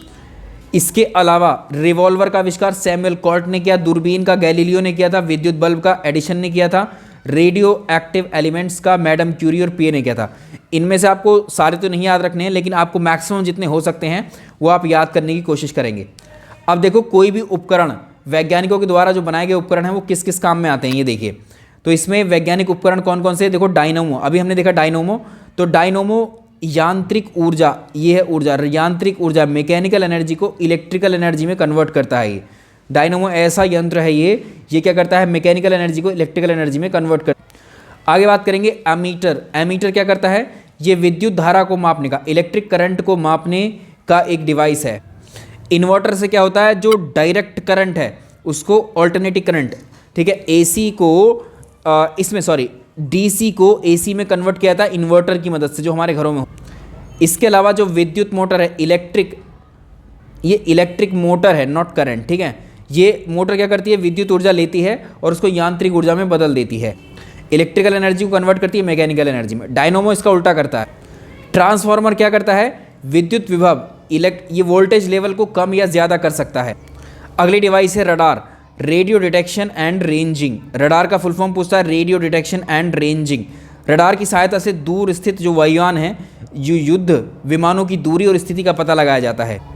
आप कहते हैं ना कि यहाँ पर वर्षा 200 सेंटीमीटर से ज़्यादा हुई, वहाँ कम हुई, तो उसके लिए हम यूज़ करते हैं रेन गेज का प्रयोग। किसी स्थान पर निश्चित समय में हुई वर्षा का मापन किससे करते हैं, रेनफॉल का मेजरमेंट हम करते हैं रेन गेज से। सीज्मोग्राफ, इसकी सहायता से भूकंप की जो इंटेंसिटी है, भूकंप की इंटेंसिटी को मापा जाता है सीज्मोग्राफ। अब देखिए पायरिलियोमीटर, जो पायरिलियोमीटर का इस्तेमाल किया जाता है सौर विकिरण, सोलर रेडिएशन को मापने में, इंपॉर्टेंट है। पायरोमीटर, जो आकाशीय पिंड होते हैं, सूर्य, तारे आदि, इनका उच्च टेम्परेचर का मेजरमेंट करने के लिए यूज़ करते हैं। सिंपली हाई टेम्परेचर के मेजरमेंट के लिए पायरोमीटर का यूज़ करते हैं। इसके अलावा पॉलीग्राफ, देखिए झूठ पकड़ने वाला यंत्र होता है ये पॉलीग्राफ टेस्ट भी करवाए जाते हैं। इसके अलावा फोटोमीटर, ये प्रकाश स्रोतों की तीव्रता को मापता है फोटोमीटर। ओम मीटर क्या करता है, ये इलेक्ट्रिक रेजिस्टेंस, ठीक है, किसी तार का, किसी वायर या किसी भी मेटल का रेजिस्टेंस को बताता है ओम मीटर। माइक्रोफोन, जो ध्वनि तरंगें होती हैं उनको विद्युत तरंगों में कन्वर्ट करता है, यानी साउंड वेव को इलेक्ट्रिकल सिग्नल या इलेक्ट्रिकल वेव्स में कन्वर्ट कर देता। रेक्टिफायर जो हमारी ऑल्टरनेटिंग करंट है, एसी को डीसी में बदलता है। अगर डीसी से एसी में आना हो तो हमारा इन्वर्टर काम करता है। थर्मोस्टेट, ये एक टेम्परेचर रेगुलेटर है, ताप को स्थिर बनाए रखने वाला यंत्र थर्मोस्टेट। माइक्रोमीटर, अति सूक्ष्म लंबाई की माप के लिए माइक्रोमीटर का यूज कर। अगला देखिए ऑल्टीमीटर जो उड़ते हुए विमान होते हैं उनकी हाइट को मेजर करते हैं इससे। एनीमोमीटर, वायु की गति और शक्ति मापने का यंत्र है। अरिस्कोप, इसको हम कान के आंतरिक भागों की जांच करने के लिए, ऑरिस्कोप कहेंगे इसको कान के आंतरिक भागों की जांच करने के लिए प्रयोग कर। इसके अलावा ऑडियोफोन, ये एक श्रवण सहायक यंत्र होता है जिससे कम सुनने वाले व्यक्ति अपने कान में लगाते हैं ऑडियोफोन को। ऑडियोमीटर क्या होता है, ध्वनि की तीव्रता मापी जाती है ऑडियोमीटर। अगला देखेंगे एक्टिनोमीटर, ये सूर्य की किरणों की तीव्रता मापने का यंत्र है। स्टेथोस्कोप, दिल की धड़कन सुनने वाला यंत्र है स्टेथोस्कोप। डॉक्टर के पास जो होता है उसको स्टेथोस्कोप बोलते हैं, उससे दिल की धड़कन, हार्ट बीट सुनी जाती है। चलिए फाइनली पहली यूनिट हमारी होती है कंप्लीट। अब आते हैं सेकंड यूनिट पर। सेकंड यूनिट या सेकंड चैप्टर हमारा मोशन यानी गति। देखिए अब इसमें अगर हम बात करें, गति क्या होती है, समय के साथ में यदि किसी वस्तु की स्थिति, मान लीजिए कोई वस्तु है यहाँ पर, आप हैं या मैं हूँ यहाँ पर, और अब यहाँ पर मान लीजिए समय हो रहा है जैसे 4 बजे हैं, 4 बजे मैंने चलना शुरू किया और मैं यहाँ पर पहुँच गया 4:05 पर। 5 सेकंड में मैं यहाँ से यहाँ आ गया, तो मैंने इस ए बिंदु से बी बिंदु तक पहुँचने में कुछ समय लिया, ठीक है, और मैंने इस स्थान को छोड़कर यहाँ पहुँच गया। तो यहाँ पर क्या हुआ है, समय के साथ में जब किसी वस्तु की स्थिति या स्थान में परिवर्तन होता है, भाई पहले यहाँ था, स्थान बदल के यहाँ पहुँच गया, 5 सेकंड बाद समय के साथ स्थान में परिवर्तन हो गया। तो जब कभी भी समय के साथ किसी वस्तु की स्थिति या स्थान में परिवर्तन होता है उसको गति कहते हैं, मोशन। तो किसी पिंड या वस्तु की स्थिति या स्थान जब लगातार बदलती रहती है तो वस्तु गतिशील या गति अवस्था में कहलाती है। जैसे ये देखो कार दौड़ रही है, क्या है, गति अवस्था में। ये पेड़ बिल्कुल खड़ा हुआ है, तो ये क्या है, ये विराम अवस्था होती है। जब किसी वस्तु या पिंड की स्थिति, स्थान में कोई भी परिवर्तन नहीं होता, यदि आप बैठे हैं तो आप क्या है, विराम अवस्था, स्टेट ऑफ रेस्ट में है। पेड़ खड़ा हुआ है, यहाँ पर कोई स्थिति में चेंज नहीं है, कहीं जा नहीं रहा है, ये मूव नहीं कर रहा है, तो ये क्या है, ये भी विराम अवस्था। अब डिस्टेंस के बारे में देखते हैं, ठीक है। तो डिस्टेंस डिस्टेंस जो होती है किसी वस्तु के द्वारा, एक सेकेंड, डिस्टेंस क्या होती है? किसी वस्तु के द्वारा किए गए वास्तविक, यानी किसी वस्तु के द्वारा तय किए गए वास्तविक मार्ग को, एक्चुअल जो हम मार्ग तय करते हैं उसी को हम क्या बोलते हैं? उसकी लंबाई को बोलते हैं दूरी। मान लो यहाँ पर कोई एक व्यक्ति आया ए पॉइंट से यहाँ ए पॉइंट से वो बी पॉइंट, पहले वो कहाँ गया? सी पॉइंट पर, फिर वो बी पॉइंट पर गया। तो एक्चुअल में उसने 4 मीटर ये और 3 मीटर ये, कुल मिलाकर के ये 7 मीटर लंबा रास्ता है। तो ये क्या है? इसकी दूरी है। ए से बी के बीच की दूरी क्या है? 7 मीटर है। तो यहाँ तक पहुँचने के कई रास्ते हो सकते हैं। देखो, ए बिंदु पर आप हैं और आपको पहुँचना है इस बी बिंदु पर जहाँ पर ये पेड़ है, तो आप ऐसे भी जा सकते हो, आप ऐसे भी। हमने पहला रास्ता ये अपनाया, हम ना चाहते कि इस रास्ते से ऐसा न जाए तो टेढ़े मेढ़े रास्ते से चले जाते और दूसरा रास्ता अपना लेते और ऐसे अपना लेते। कई रास्ते हो सकते हैं। तो जो डिस्टेंस होती है वो एक अदिश राशि होती है, उसमें दिशा नहीं होती, किसी तरह से भी आप जा सकते हैं। इसमें केवल परिमाण होता है। आप समझ में आया कि इसमें कोई दिशा नहीं होती। दूरी का मात्रक इसलिए हम मीटर में लेते हैं, मतलब दूरी का मात्रक मीटर होता है। एक टर्म आपने सुना होगा, विस्थापन। विस्थापन क्या होता है? किसी वस्तु की प्रारंभिक बिंदु और अंतिम बिंदु के बीच की सबसे छोटी जो दूरी होगी उसको हम विस्थापन बोलेंगे। तो दूरी को विस्थापन बोलेंगे, कम से कम दूरी को। देखो वही वाला ले लो, आप ए बिंदु पर थे और यहाँ बी बिंदु है। हम पहले इस वाले रास्ते से यहाँ तक पहुँचे, या हम दूसरा रास्ता अपने ये अपनाया, ठीक है। 2 रास्ते तो ये हो गए और भिन्न भिन्न रास्ते ऐसे हो सकते हैं वहाँ पहुँचने के। हम चाह रहे हैं हम छोटे से छोटा रास्ता कौन सा अपनाएं, तो छोटे से छोटा रास्ता तो ये हो सकता है बस इसका। बाकी इसके अलावा जितने रास्ते होंगे वो इस रास्ते से बड़े रास्ते होंगे। तो इसमें शॉर्टेस्ट डिस्टेंस क्या है? ये है। तो इस शॉर्टेस्ट डिस्टेंस ही क्या है? हमारी विस्थापन है, ठीक है। विस्थापन कैसे निकालते हैं भाई? आप इधर से गए, इधर से कितना गए आप? यहाँ गए 4 मीटर या 3 मीटर। आप क्या करेंगे? इसको कैसे निकालेंगे? पाइथागोरस थ्योरम लगा दो। ये क्या होता है? ये होता है हमारा कर्ण। कर्ण होता है लंब का स्क्वायर, और ये लंब का स्क्वायर इंटू प्लस आधार का स्क्वायर, दोनों को जोड़ दो तो ये 5 आ गया। तो देखो यहाँ से यहाँ तक पहुँचने में हमें कितना मीटर चलना पड़ा? 5 मीटर। और इधर से चल करके जा रहे थे तो 7 मीटर पहुँच रहे थे, इधर से जा रहे थे तो भी 7 पहुँच रहे थे। तो है ना, है छोटी दूरी। तो हम कह सकते हैं गतिशील वस्तु द्वारा चली गई दूरी, देखो गतिशील वस्तु द्वारा चली गई दूरी शून्य नहीं हो सकती। यहाँ बताने वाली बात जो ही है, लेकिन उसका विस्थापन शून्य हो सकता है, ठीक।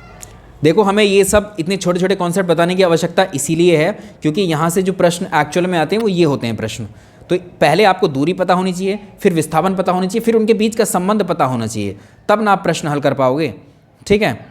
चलिए, तो कोई भी वस्तु जब चलेगी तो कुछ ना कुछ दूरी तय करेगी। तो दूरी कभी भी जीरो नहीं हो सकती। अगर यहीं पर हैं और यहाँ से उठकर अगर आगे गए तो कुछ ना कुछ दूरी तय कर ली। अगर इसी बिंदु पर हैं तो डिस्टेंस तो कभी जीरो, अगर आप कहीं जाएंगे तो डिस्टेंस कभी जीरो नहीं। मान लीजिए आप यहीं पर खड़े और यहीं से लौट करके यहीं आ गए तो आपने डिस्टेंस तो कुछ कवर कर ली, इतनी इसकी जो परिधि है इसके बराबर डिस्टेंस ट्रेवल कर ली, लेकिन आपका जो विस्थापन है, आप जिस बिंदु से चले उस पर ही आ गए तो विस्थापन आपका शून्य होगा, यानी आप विस्थापित हुए ही नहीं, वहीं पर आ गए। फिर दूरी इसमें कुछ ना कुछ होगी लेकिन विस्थापन जीरो हो जाए। तो यहाँ पर कह सकते हैं कि प्रारंभिक और अंतिम बिंदु के बीच की छोटी से छोटी दूरी को विस्थापन कहते हैं। यहाँ पर प्रारंभिक और अंतिम बिंदु एक ही है तो कुल सीधी दूरी कितनी हो जाएगी? सीधी दूरी का मतलब है कुल विस्थापन है ये शून्य है, ठीक है। सीधी दूरी तो विस्थापन ही तो बोल रहे थे हम उसको। अब दूरी और विस्थापन का आप देखो अंतर देख लो, दूरी और विस्थापन में क्या है। दूरी क्या बोलते हैं? तय किए गए मार्ग की कुल लंबाई है। विस्थापन प्रारंभिक और अंतिम बिंदु के बीच की दूरी है। दूरी क्या है? अदिश राशि है, विस्थापन सदिश राशि है। दूरी क्या है? गतिशील वस्तु द्वारा तय की गई दूरी हमेशा धनात्मक होती है। और याद रखिएगा ये प्रश्न आते हैं आपको परीक्षा में, तो ये क्या है? विस्थापन जो है डिस्प्लेसमेंट क्या है? ये धनात्मक भी हो सकता है, ऋणात्मक भी हो सकता है, शून्य भी हो सकता है, तीनों हो सकते हैं, लेकिन जो दूरी है डिस्टेंस है वो हमेशा पॉजिटिव ही हो। अब ये याद रखना, ये दूरी, ये पॉइंट्स आते हैं आपको सारे। दूरी जो है विस्थापन के बराबर हो सकती है, दूरी विस्थापन से बड़ी हो सकती है। तो दूरी विस्थापन बराबर हो सकते हैं और लेकिन जो दूरी है वो हमेशा विस्थापन से ज़्यादा होगी, या आप कह सकते हैं कि विस्थापन हमेशा दूरी से छोटा होगा, क्योंकि विस्थापन को ऑलरेडी हम शॉर्टेस्ट पाथ। अब स्पीड की बात करते हैं। देखिए यहाँ पर समय था, मान लो यहाँ पर 12 बज रहे हैं और 12 बज करके ये वाली कार चलना शुरू की और इसने कुछ समय लिया। यहाँ पहुँचने में 5 सेकंड लग गए इसको, या टी सेकंड लग गए इसको यहाँ से यहाँ पहुँचने में। टी सेकंड लगे एक से बी बिंदु तक पहुँचने में, तो इसने कुछ टी समय लिया और इसने कितनी दूरी तय कर ली? मान लो डिस्टेंस, दूरी को ही हमने रिप्रेजेंट कर दिया एक्स या कुछ भी मान लो। तो इसकी स्पीड कितनी हुई? स्पीड एक टर्म होती है। इस दूरी को इसने जितने समय में तय किया, इस दूरी को जितने समय में तय किया इसने, उसको स्पीड कहते हैं, उसको उस वैल्यू। ऐसे ही चाल यानी स्पीड और वेग में अंतर होता है। किसी वस्तु द्वारा तय की गई प्रति इकाई समय में चली गई दूरी को बोलते हैं स्पीड, और वेग को बोलते हैं किसी वस्तु द्वारा इकाई समय में चला गया विस्थापन। तो ये पॉइंट्स याद रखेंगे। वेग धनात्मक ऋणात्मक शून्य हो सकता है, और इकाई समय में तय की गई दूरी की चाल कहते हैं इसको हम। तो चाल हमेशा जो है या तो वेग के बराबर हो सकती है या उससे ज़्यादा होगी। ये 3 पॉइंट यहाँ से एक टर्म आता है एक्सेलरेशन, त्वरण। किसी वस्तु के समय के साथ में वेग में जो परिवर्तन होता है, ठीक है, rate change of the velocity of an object, ये क्या है हमारा एक्सेलरेशन। वेग में अगर परिवर्तन हो रहा है तो उसको बोलेंगे एक्सेलरेशन या त्वरण। और ये कितना होता है, शुरुआत में जो वेग था, अंतिम जो वेग है और शुरुआत में जो वेग है, इनका अंतर, यही तो है वेग में परिवर्तन, डिवाइड बाई समय। ये होता है मीटर पर सेकंड इसका मात्रक, ठीक है। अंतिम वेग और प्रारंभिक वेग का डिफरेंस डिवाइड बाई समय, तो ये हो जाएगा त्वरण आपका। तो ये त्वरण जो है एक्सेलरेशन एक सदिश राशि है। एक समान वेग से अगर मान लो स्पीड चेंज नहीं हो रही है, 30 किलोमीटर की स्पीड से अगर चल रहे हैं लगातार कई किलोमीटर तक, तो वो वस्तु का त्वरण 0 हो जाएगा। जहां स्पीड में चेंज हुआ, बदल ली, 30 किलोमीटर, अभी 30 किलोमीटर पर आवर चल रही है, थोड़ी देर बाद 40 किलोमीटर पर आवर, तो ये क्या है, एक्सेलरेशन है। देखो, एक होता है यूनिफॉर्म मोशन, ये कभी कभी डेफिनेशंस में पूछ लेता है। जब कोई वस्तु अपनी गति के दौरान समान समय में समान दूरी तय करती है तो इसकी एक समान गति कहलाती है। जैसे मान लो ए बिंदु पर है तो 3 सेकंड बाद वो जो है 2 मीटर की डिस्टेंस इसने ट्रैवल कर ली, फिर 3 सेकंड बाद उसने 2 मीटर की डिस्टेंस ट्रैवल कर ली, फिर 2 मीटर बाद 3 सेकंड, तो इसको बोलते हैं एक समान। असमान गति क्या होती है, जब कोई वस्तु समान समय अंतराल में भिन्न भिन्न दूरियां तय करती। मान लो यहाँ से यहाँ चला चली 2 सेकंड में ये यहाँ पर 1 मीटर पहुंची, अगले 2 सेकंड में 3 मीटर पहुंचे, अगले 2 सेकंड में 4 मीटर, तो डिस्टेंस इसकी ट्रैवल की हुई बदल जा। चलिए अब बात करते हैं फोर्स। अगली यूनिट तो नहीं है, उसी में ही है, ठीक है। किसी वस्तु पर लगने वाला जो खिंचाव होता है, ठीक है, किसी वस्तु को जब हम खींचते हैं या उसको धकेलते हैं तो यही क्या कहलाता है, बल। किसी वस्तु को खींचना या धकेलना, ठीक है, ये बल है, पुल एंड पुश फोर्स। दैनिक जीवन में इसके क्या क्या एग्जाम्पल हो सकते हैं, जैसे धकेलना है, खींचना है, उठाना है, तानना है, ऐंठना है, दबाना है, ये सारे फोर्स के एग्जाम्पल। तो बल को कैसे डिफाइन करेंगे, बल किसी भी वस्तु की स्थिति क्या होती है किसी वस्तु की, या तो कोई वस्तु विरामावस्था में हो सकती है, यानी पड़ी हो सकती है कहीं पर, या रुकी हो सकती है, या गतिशील यानी चल रही हो सकती है। अगर इस पर हम इसको धक्का दे दें इस वस्तु को, तो ये विरामावस्था से अपनी गतिशील अवस्था में आ जाएगी, या कोई वस्तु अगर चल रही है उस पर ब्रेक लगा दें, उसको रोक दें, तो वो गतिशील अवस्था से विरामावस्था में आ जाएगी। तो बल लगाने के कारण ऐसा हुआ। तो बल वह कारक है जो किसी वस्तु की स्थिति जिसमें विरामावस्था या गतिशील अवस्था में परिवर्तन कर सकता है। अब गति के नियम हमें याद रखने हैं, देखो इंपॉर्टेंट है ये।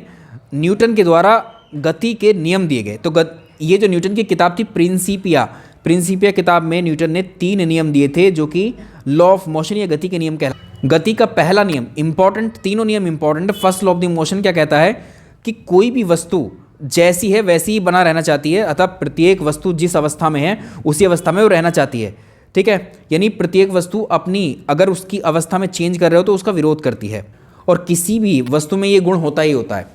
तो किसी भी वस्तु का वह गुण जिसके कारण वह अपनी अवस्था में परिवर्तन होने का विरोध करती है, जड़त्व कहलाता है, इनर्शिया कहलाता है। तो न्यूटन का फर्स्ट लॉ इनर्शिया को बताता है, जड़त्व को बताता है। तो इसमें हमारा जो कंक्लूजन क्या निकला, गति का प्रथम नियम जड़त्व का नियम कहलाता है। तो ये ऐसे भी आता है कि यदि कोई वस्तु विरामावस्था में है तो विरामावस्था में ही रहेगी, गतिमान वस्तु गति में है तो गति में रहेगी, जब तक कि उस पर कंडीशन है बाह्य बल ना लगाया जाए, क्योंकि बल वो कारक है जो किसी वस्तु की स्थिति जो विरामावस्था या गति अवस्था है उसको बदल सकता है। जड़त्व के नियम के बारे में सबसे पहले गैलीलियो ने बताया था। जड़त्व 3 प्रकार के कौन कौन से जड़त्व होते हैं। एक गतिशील वस्तु अपनी गतिशीलता बनाए रखना चाहती है, एक तो ये गतिशीलता का जड़त्व इनर्शिया ऑफ मोशन इसको बोलते हैं। जैसे तेज गति से चल रही बस में अचानक यदि आप ब्रेक लगाते हैं तो चल ही रही थी, जैसे ही ब्रेक लगाया तो इसमें क्या है, जो यात्री बैठा होता है आगे की ओर उसको जो है सर किसी चीज़ में टकरा सकता है, तो आगे की ओर उसको धक्का लगता है, ठीक है, तो आगे की ओर झुक जाता है तेज चल रही। तो यानी जो उसमें व्यक्ति जो बैठा था वो भी अपनी विरामावस्था में था, वो भी जब उस पर चेंज किया गया स्पीड में, जब ब्रेक लगाए गए तो उसने भी विरोध किया। विरोध का मतलब वो गिर रहा है, इसका मतलब वो विरोध है उसका, उस चेंज का विरोध कर रहा है, यानी अपनी अवस्था में स्थिर अवस्था में बैठा है, स्थिर अवस्था में ही रहना चाह रहा है, और वो जो कार है वो चलना चाह रही है तो चलना ही चाह रही है, ठीक। ऐसे ही तेज गेंदबाज बॉल फेंकने के बाद भी दौड़ते हुए कुछ समय बाद दौड़ने के बाद वो रुकता है, क्योंकि वो जिस स्पीड से आ रहा है तो उसकी बॉडी आगे भागना चाहती है, इसलिए वो धीरे धीरे जाकर के रुकता है। तो ये एग्जाम्पल हैं सारे उसके जड़त्व के। विरामावस्था का जड़त्व क्या है, इनर्शिया ऑफ रेस्ट। स्थिर वस्तु अपनी अवस्था को बनाए रखना चाहती है, कोई वस्तु स्थिर पड़ी हुई है तो वैसे ही रहना चाहती है। तो घोड़े के अचानक दौड़ने पर उस पर बैठे हुए घुड़सवार, जैसे घोड़ा एकदम से चलना शुरू करेगा तो उसके ऊपर जो घुड़सवार बैठता है वो पीछे की ओर गिरता है। ऐसे कंबल को अगर डंडे से पीटते हैं तो उसमें से धूल के कण बाहर आ जाते हैं, ठीक। अब एक होता है दिशा का जड़त्व, तो ये क्या होता है, इनर्शिया ऑफ डायरेक्शन। निश्चित दिशा में गतिशील वस्तु उसी दिशा में गति करने का प्रयास करती है। यानी जैसे तेज गति से चलती हुई बस को अगर आप मानो कोई बस ये चल रही है, ये बस क्या मोड़ आ गया, ये बस चाहेगी सीधी जाना, लेकिन जैसे ही मोड़ आएगा आप देखेंगे ये बस उधर ही भागना चाहेगी बाहर की तरफ, ठीक है। तो ये क्या है, तेज गति से चलती बस को अचानक मोड़ने पर बस में बैठे यात्री को मोड़ के विपरीत दिशा में झुक जाता है। जैसे बस इधर को मुड़ रही है तो जो यात्री है वो इधर को बाहर की तरफ फेंकेगा वो, या जाने की कोशिश करेगा। न्यूटन का दूसरा नियम देखें, सेकेंड लॉ ऑफ मोशन। वस्तु के संवेग में परिवर्तन की दर, जो किसी वस्तु के संवेग में परिवर्तन की दर जो होती है वो आरोपित बल के बराबर होती है। यानी संवेग क्या होता है, मोमेंटम बोलते हैं इसको। P इक्वल टू होता है m into v, mass into velocity, ये होता है संवेग परिवर्तन की दर। इसी से निकल करके आता है हमारा फोर्स, ठीक है। तो ये क्या है, F होता है D P divide by T. P है ये हमारा संवेग है, ठीक है, संवेग। तो संवेग में परिवर्तन की दर को अगर आप देखेंगे तो इसको फोर्स से हम डिनोट करते हैं। यानी किसी वस्तु पर आरोपित बल उस वस्तु के द्रव्यमान और उसमें बल की दिशा में उत्पन्न जो त्वरण होता है उसके बराबर होता है। तो याद रखिएगा जो F इजिकल टू m है वो किससे संबंधित है, न्यूटन के दूसरे। अभी जितने उदाहरण हमने प्रथम नियम में बताए हैं और इसमें बताए हैं, दोनों आते हैं परीक्षा में।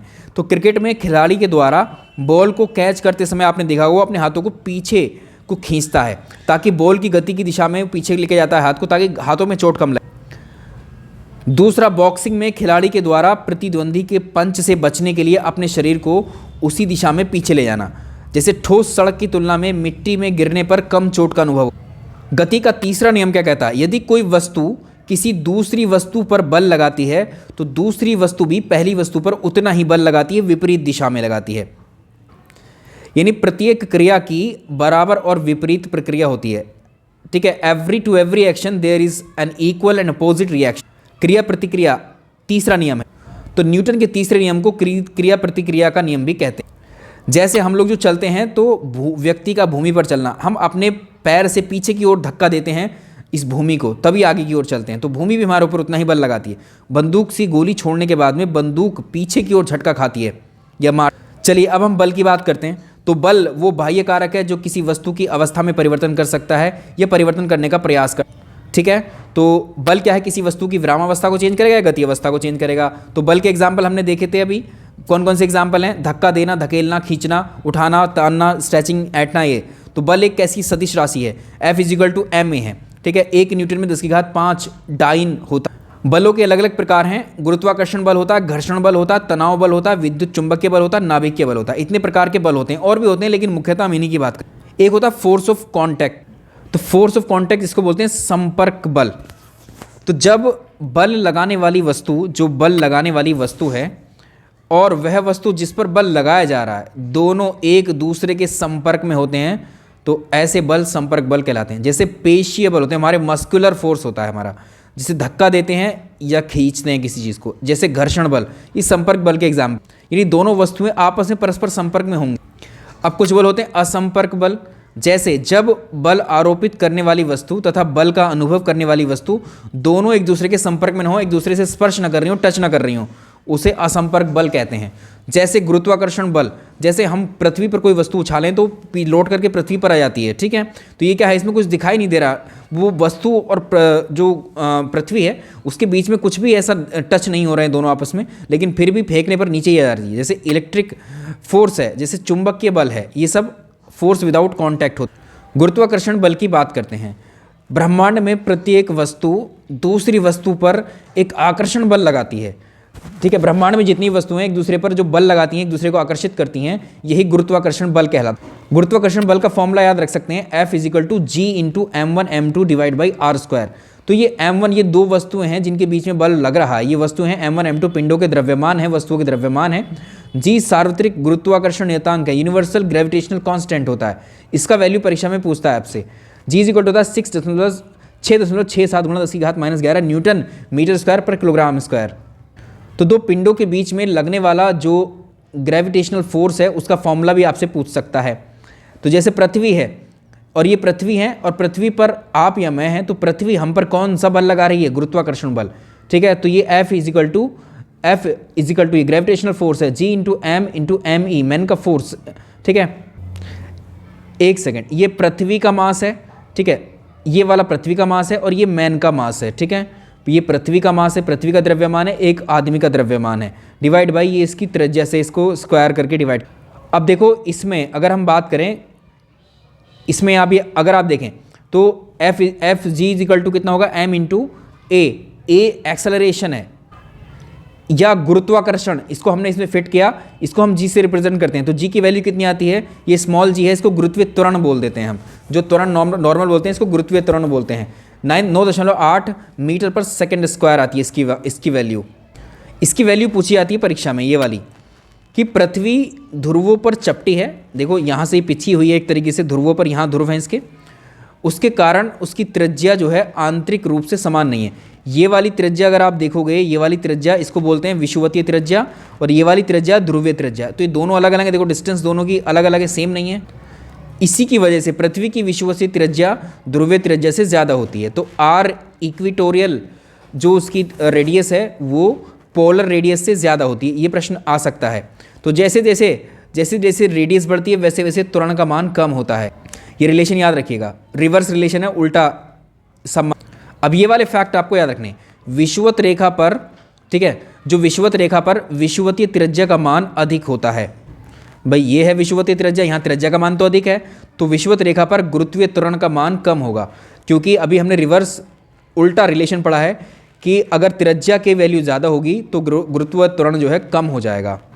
तो ये फैक्ट आपको याद रहेगा, विषुवत रेखा पर विषुवतीय त्रिज्या का मान अधिक होता है, विषुवत रेखा पर इसलिए गुरुत्वीय त्वरण का मान कम हो।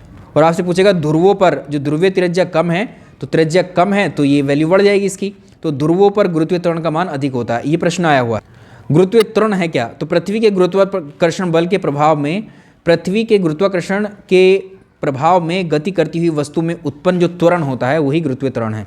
गुरुत्वीय त्वरण को याद रखिएगा, जी इज इक्वल टू, ये क्या है, ये गुरुत्वाकर्षण नियतांक है और ये मास ऑफ अर्थ है और आर ई स्क्वायर ये रेडियस है पृथ्वी की। अब ये भी याद रखिएगा कि जो चंद्रमा का द्रव्यमान है, चंद्रमा का द्रव्यमान पृथ्वी की तुलना में कम होता है, तो चंद्रमा पर गुरुत्वीय त्वरण का मान पृथ्वी की तुलना में 1/6 होता है, ठीक है, याद रखिएगा 1/6 होता है। तो किसी ग्रह या उपग्रह पर गुरुत्वीय त्वरण उस ग्रह के द्रव्यमान के समानुपाती होता है और उसकी त्रिज्या के वर्ग के व्युत्क्रमानुपाती होता है। दो टर्म आपको और सुनने को मिलते हैं, द्रव्यमान और भार। मास और वेट में क्या डिफरेंस है, तो किसी वस्तु में उपस्थित पदार्थ की मात्रा को हम द्रव्यमान बोलते हैं, द्रव्यमान का मात्रक होता है किलोग्राम और ये एक अदिश राशि है। भार क्या होता है, भार होता है एक प्रकार का बल होता है, फोर्स, जो पृथ्वी के द्वारा लगाया जाता है, F is equal to ma, ठीक है।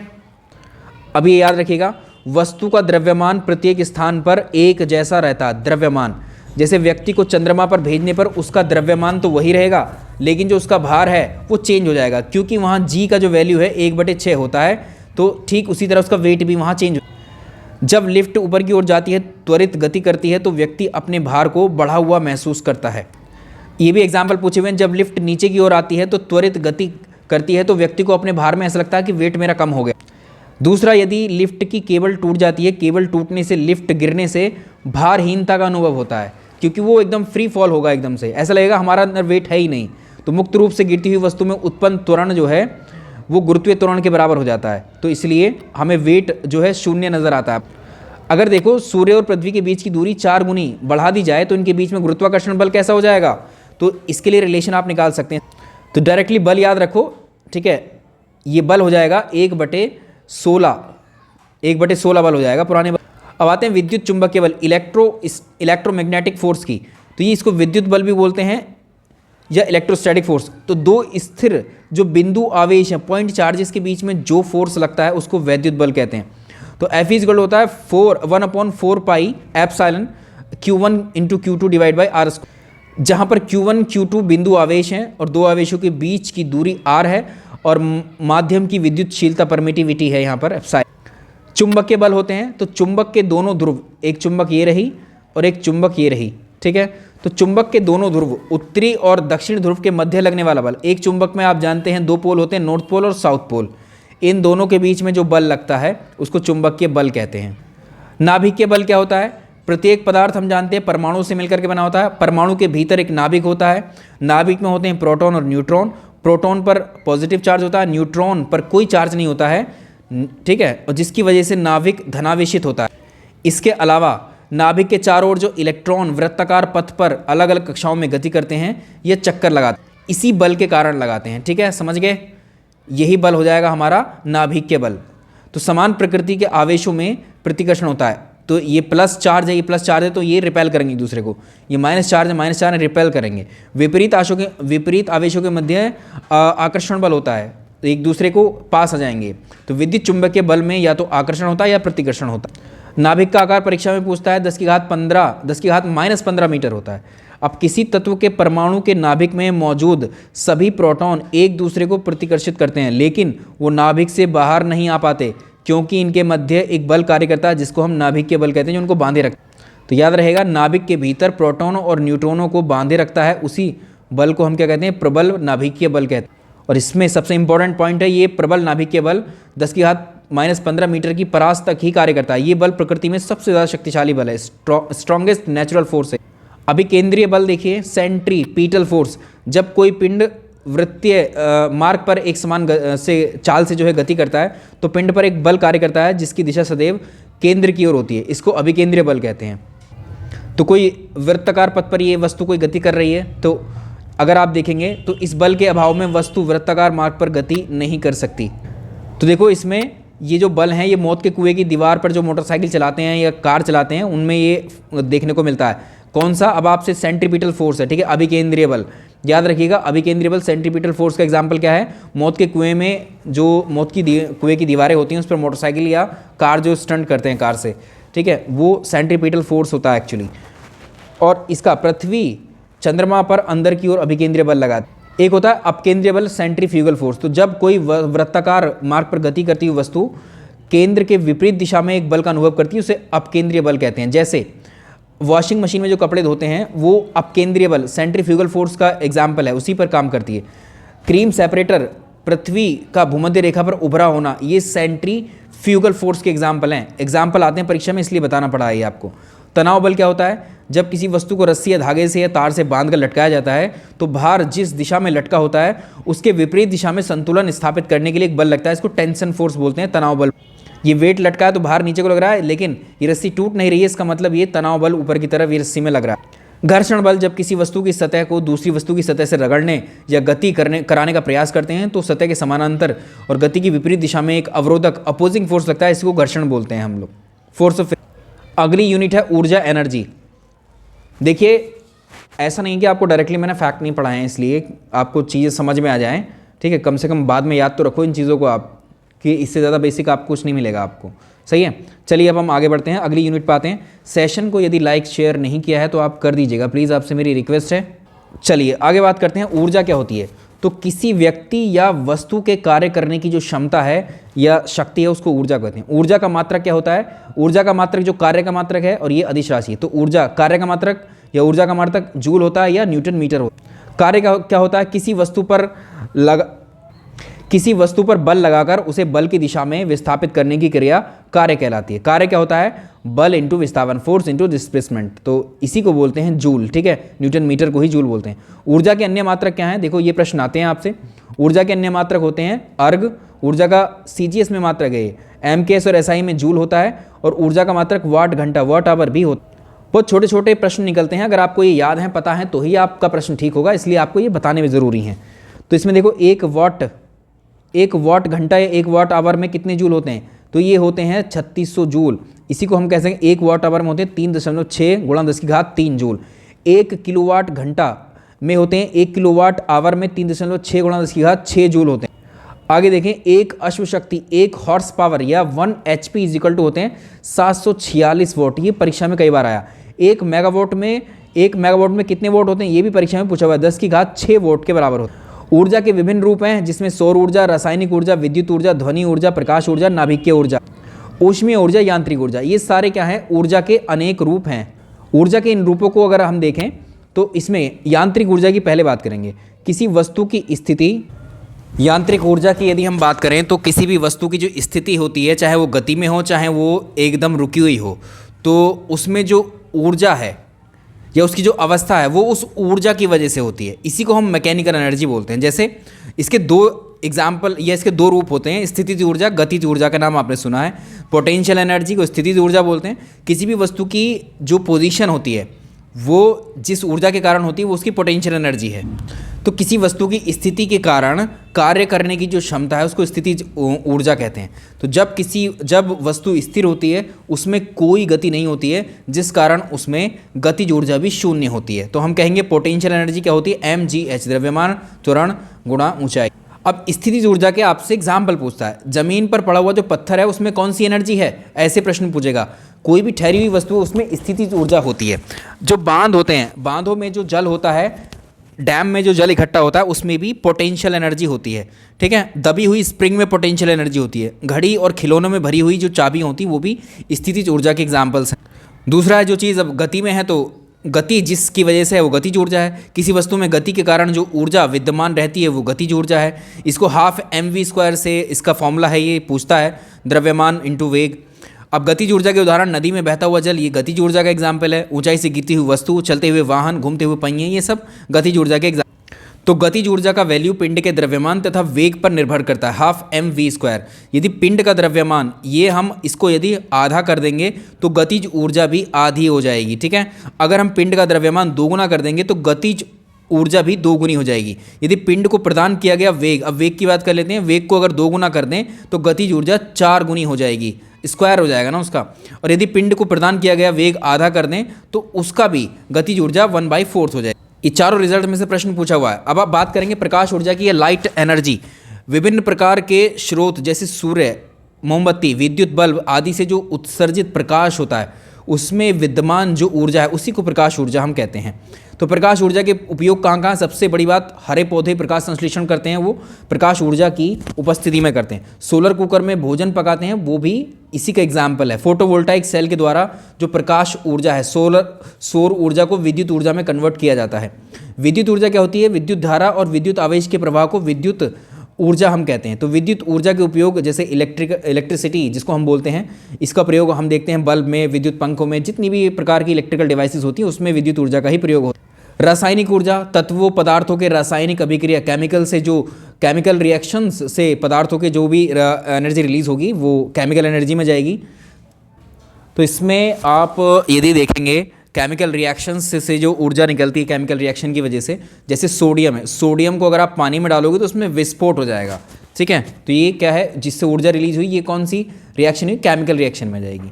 जैसे चूने के पानी में अगर हम चूने को पानी में डाल देते हैं तो पानी ऐसा लगता है खोलने लगता है। ठीक है, तो ये रिएक्शन है केमिकल। अम्लों और क्षारों के संयोग से जो सेल बनाए जाते हैं वो भी एक केमिकल रिएक्शन से बनते हैं। नाभिक की ऊर्जा, परमाणु के नाभिक में संचित ऊर्जा को हम जो होते हैं, जो परमाणु की न्यूक्लियर एनर्जी होती है उसको न्यूक्लियर एनर्जी बोलते हैं। परमाणु के नाभिक में जो ऊर्जा रहती है, तो परमाणु के नाभिकों के संलयन तथा विखंडन से जो उत्पन्न ऊर्जा है वो नाभिकीय ऊर्जा कहलाती है। अब नाभिकीय ऊर्जा के उपयोग कहाँ कहाँ होते हैं, नाभिकीय ऊर्जा का उपयोग परमाणु बम और हाइड्रोजन बम में किया जाता है, ये प्रश्न। तो इसमें आप एक चीज़ याद रख लीजिएगा, यहाँ से प्रश्न आया हुआ भी है, जो हाइड्रोजन बॉम्ब होते हैं ये किस पर कार्य करते हैं, तो ये न्यूक्लियर फ्यूज़न पर कार्य करता है। ठीक है, न्यूक्लियर फ्यूज़न पर कार्य करता है हाइड्रोजन बम। और जो परमाणु बम, इसके अलावा जो एटॉमिक बॉम्ब है ये वर्क करता है फिजन पर, न्यूक्लियर फिजन पर। ठीक है, तो ये प्रश्न आया हुआ है।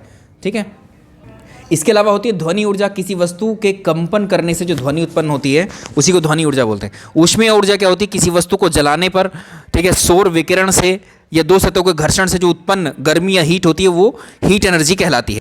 अब ऊर्जा के स्रोत क्या क्या होते हैं, आपने देखा परंपरागत स्रोत होते हैं ऊर्जा के, जहाँ से ऊर्जा परंपरागत स्रोतों से जो है उत्पन्न की जाती है, और इन्हीं को परंपरागत स्रोतों को बोलते हैं अनवीकरणीय, नॉन रिन्यूएबल एनर्जी सोर्स, जिसमें कोयला, पेट्रोलियम, प्राकृतिक गैस, नाभिकीय ऊर्जा। ये याद रखिएगा, इनमें से प्रश्न कई बार पूछा है, इवन पीसीएस की परीक्षा में यहाँ से आया कि ऊर्जा के परंपरागत स्रोत या कन्वेंशनल सोर्स या नॉन रिन्यूएबल एनर्जी रिसोर्सेज या अनवीकरणीय ऊर्जा के स्रोत कौन कौन से हैं, तो कोयला, पेट्रोलियम, प्राकृतिक गैस, नाभिकीय ऊर्जा। इनको अगर एक बार प्रयोग कर लेंगे तो इनको दोबारा से पूरित नहीं किया जा सकता। जो कोयला जल गया तो जल गया, उसको बाद में कोयले में कन्वर्ट नहीं कर सकते। जैसे गैर परंपरागत स्रोत क्या है, नॉन कन्वेंशनल एनर्जी रिसोर्सेज क्या है, नवीकरणीय ऊर्जा स्रोत क्या है, जिसमें सौर ऊर्जा, पवन ऊर्जा, जल ऊर्जा, भूतापीय ऊर्जा, बायोगैस, जैविक ऊर्जा, ये सारी ऐसी ऊर्जाएं हैं जिनका प्रयोग हम डेली लाइफ में अगर करते भी हैं तो ये पुनः पूरित होते रहते हैं प्राकृतिक रूप से। ठीक है, इनको हम बार बार यूज़ कर सकते हैं। और ये जैसे सौर ऊर्जा है, सूर्य की ऊर्जा हमें डेली मिलती है, खत्म नहीं होती है। ठीक है, लेकिन ये सीमित होते हैं, खत्म होते रहते हैं। तो इनको बोलते हैं गैर परंपरागत या नवीकरणीय, रिन्यूएबल, दोबारा रिन्यू होते रहते हैं, ये रिन्यू नहीं होते हैं। अब हमने आपको ज्योग्राफी का जो मैराथन करवाया था उसमें हमने ऊर्जा संसाधन आपको पढ़ाए हैं। ठीक है, ऊर्जा जो है सभी जैविक और पारिस्थितिक जितने भी मानवीय क्रियाकलाप हैं उनके लिए ज़रूरी हैं। तो ऊर्जा के ये वाला चैप्टर हम उसमें पूरा कंप्लीट कर चुके हैं और थोड़ा हमने जल्दी डिस्कस किया है उसमें। ठीक है, और ये हमने बहुत डिटेल में आपको पढ़ाया है। तो यहाँ पर जितने फैक्ट हैं कोयले के जो अलग अलग फॉर्म्स हैं उनको आप याद रख लेंगे, ये कई बार मैंने आपको पढ़ाया, तो यहाँ पर अभी हम रिपीट नहीं करेंगे। अब हम अपने अगले टॉपिक पर आएंगे, लाइट यानी प्रकाश। देखिए, प्रकाश एक प्रकार की ऊर्जा है, अभी हमने देखा है, जिसकी उपस्थिति में हम लोग जो है अलग अलग जो जितनी भी प्रकार की वस्तुएं हो सकती हैं उनको देख पाते हैं। तो प्रकाश एक ऊर्जा है जिसकी मदद से हम देख पाते हैं। और ये याद रखिएगा, प्रकाश किसी भी माध्यम में विद्युत चुंबकीय तरंगों, इलेक्ट्रोमैग्नेटिक वेव के रूप में ही आगे बढ़ता है। अब कुछ वस्तुएं होती हैं ल्यूमिनस ऑब्जेक्ट्स, क्या होते हैं, प्रदीप्त वस्तुएं किसको कहते हैं, वे वस्तुएं जो प्रकाश का एमिट करती हैं, प्रकाश का उत्सर्जन करती हैं। जैसे सूर्य, ये लुमिनस ऑब्जेक्ट है, मोमबत्ती ये भी लुमिनस ऑब्जेक्ट है, लालटेन, बल्ब आदि ये सब प्रदीप्त वस्तुएं हैं जिनसे प्रकाश का उत्सर्जन हो, ये सभी प्रकाश का स्रोत हैं। तो प्रकाश जब किसी वस्तु पर पड़ता है तो उस वस्तु से टकराकर हमारी आंखों पर पहुंचता है, जिससे हम वस्तु को देख पाते हैं। प्रकाश की विशेषताओं पर प्रश्न आ जाते हैं। प्रकाश के चलने के लिए माध्यम की आवश्यकता नहीं होती है। ठीक है, प्रकाश को चलने के लिए किसी मीडियम की आवश्यकता नहीं होती। सबसे पहली बात, किसी भी प्रकार के माध्यम में चल सकता है ये, सॉलिड, लिक्विड, गैस, निर्वात सभी में। प्रकाश एक दूसरा पॉइंट है, प्रकाश एक सरल रेखा में गति करता है, स्ट्रेट लाइन में ऐसे ही जाएगा, स्ट्रेट लाइन में ऐसे नहीं जाएगा। तीसरा पॉइंट, प्रकाश विद्युत चुंबकीय तरंगों के रूप में संचरित हो। इसके अलावा अगर आप देखें निर्वात में तथा वायु में जो है प्रकाश की चाल सबसे ज़्यादा होती है। तो सबसे ज़्यादा गति प्रकाश की कहाँ पर होती है, याद रखिएगा, वो सबसे ज़्यादा निर्वात और वायु में प्रकाश की चाल सबसे ज़्यादा होती है। जो ये वैल्यू आपसे परीक्षा में कई बार पूछी हुई है, और ये छोटे स्कूलों में मतलब छोटी क्लासों में स्कूल में जब हम पढ़ते थे तब भी बहुत पूछता था इसको। तो प्रकाश की चाल को सी से डिनोट करते हैं 3 × 10⁸ मीटर पर सेकेंड। ठीक है, अलग अलग माध्यमों में प्रकाश की चाल को पूछ, तो इसमें क्या हो जाएगा, विभिन्न माध्यमों में प्रकाश की चाल क्या हो जाएगी, निर्वात में प्रकाश की चाल 3 × 10⁸ मीटर पर सेकेंड होती है सबसे ज़्यादा। पानी में प्रकाश की चाल घट जाती है, उससे कम होती है निर्वात से या वायु से। तो ये 2.25 × 10⁸ मीटर पर सेकेंड। और इसके बाद देखें, कांच में 2 × 10⁸ मीटर पर सेकेंड चाल होती है किसकी, प्रकाश। घटते बढ़ते क्रम में याद रखेंगे। अब प्रकाश के गुणों की बात करते हैं, प्रॉपर्टीज ऑफ लाइट। प्रकाश की होती है दोहरी प्रकृति, ड्यूअल नेचर का होता है प्रकाश, क्योंकि प्रकाश एक तो तरंग की भांति और कण, तरंग और कण दोनों की भांति ही व्यवहार कर। तो इसमें हम पढ़ेंगे तरंग का कणिका सिद्धांत। न्यूटन ने प्रकाश का कणिका सिद्धांत दिया, और इस सिद्धांत के अकॉर्डिंग उन्होंने बताया कि प्रकाश अत्यंत सूक्ष्म और हल्के से कणों से मिलकर के बना होता है, जो सीधी रेखा में गति करते हैं। तो यह है कणिका सिद्धांत। इनके हिसाब से कण हैं प्रकाश, कणों से मिलकर के। प्रकाश का तरंग सिद्धांत क्या कहता है, 1678 में आया था, ये हाइगेंस ने दिया है, और इसको प्रकाश का तरंग सिद्धांत कहते हैं। हाइगेंस कहते हैं कि प्रकाश एक तरंग के रूप में गति करता है। तो प्रकाश तरंगे जो हैं अनुप्रस्थ तरंगे होती हैं, यानी इनके हिसाब से प्रकाश इस तरह से गति करता है। ठीक है, तो इसमें दोनों ही गुण विद्यमान।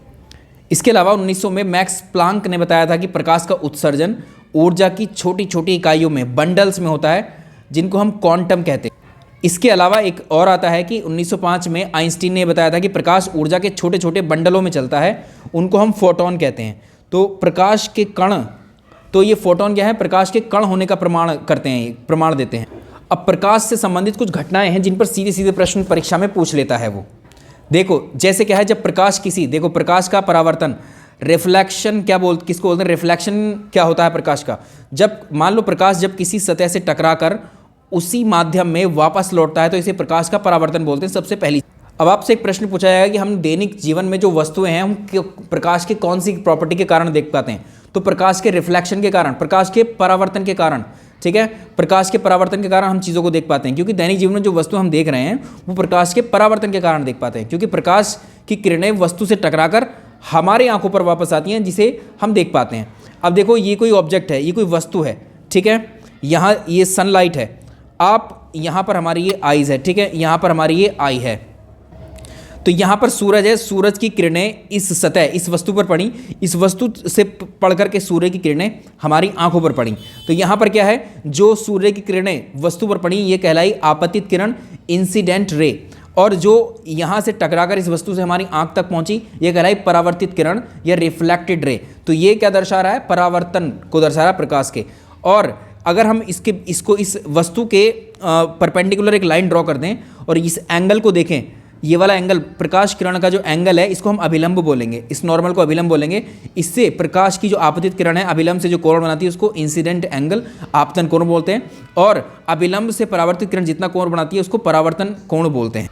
तो आपतित किरण क्या होगी, वह किरण जो प्रकाश की सतह से टकराती है उसे आपतित किरण बोल रहे हैं। परावर्तित किरण रिफ्लेक्टेड क्या है, जो प्रकाश किरण सतह से टकराकर वापस लौट गई हमारी आंखों पर या उसी माध्यम में।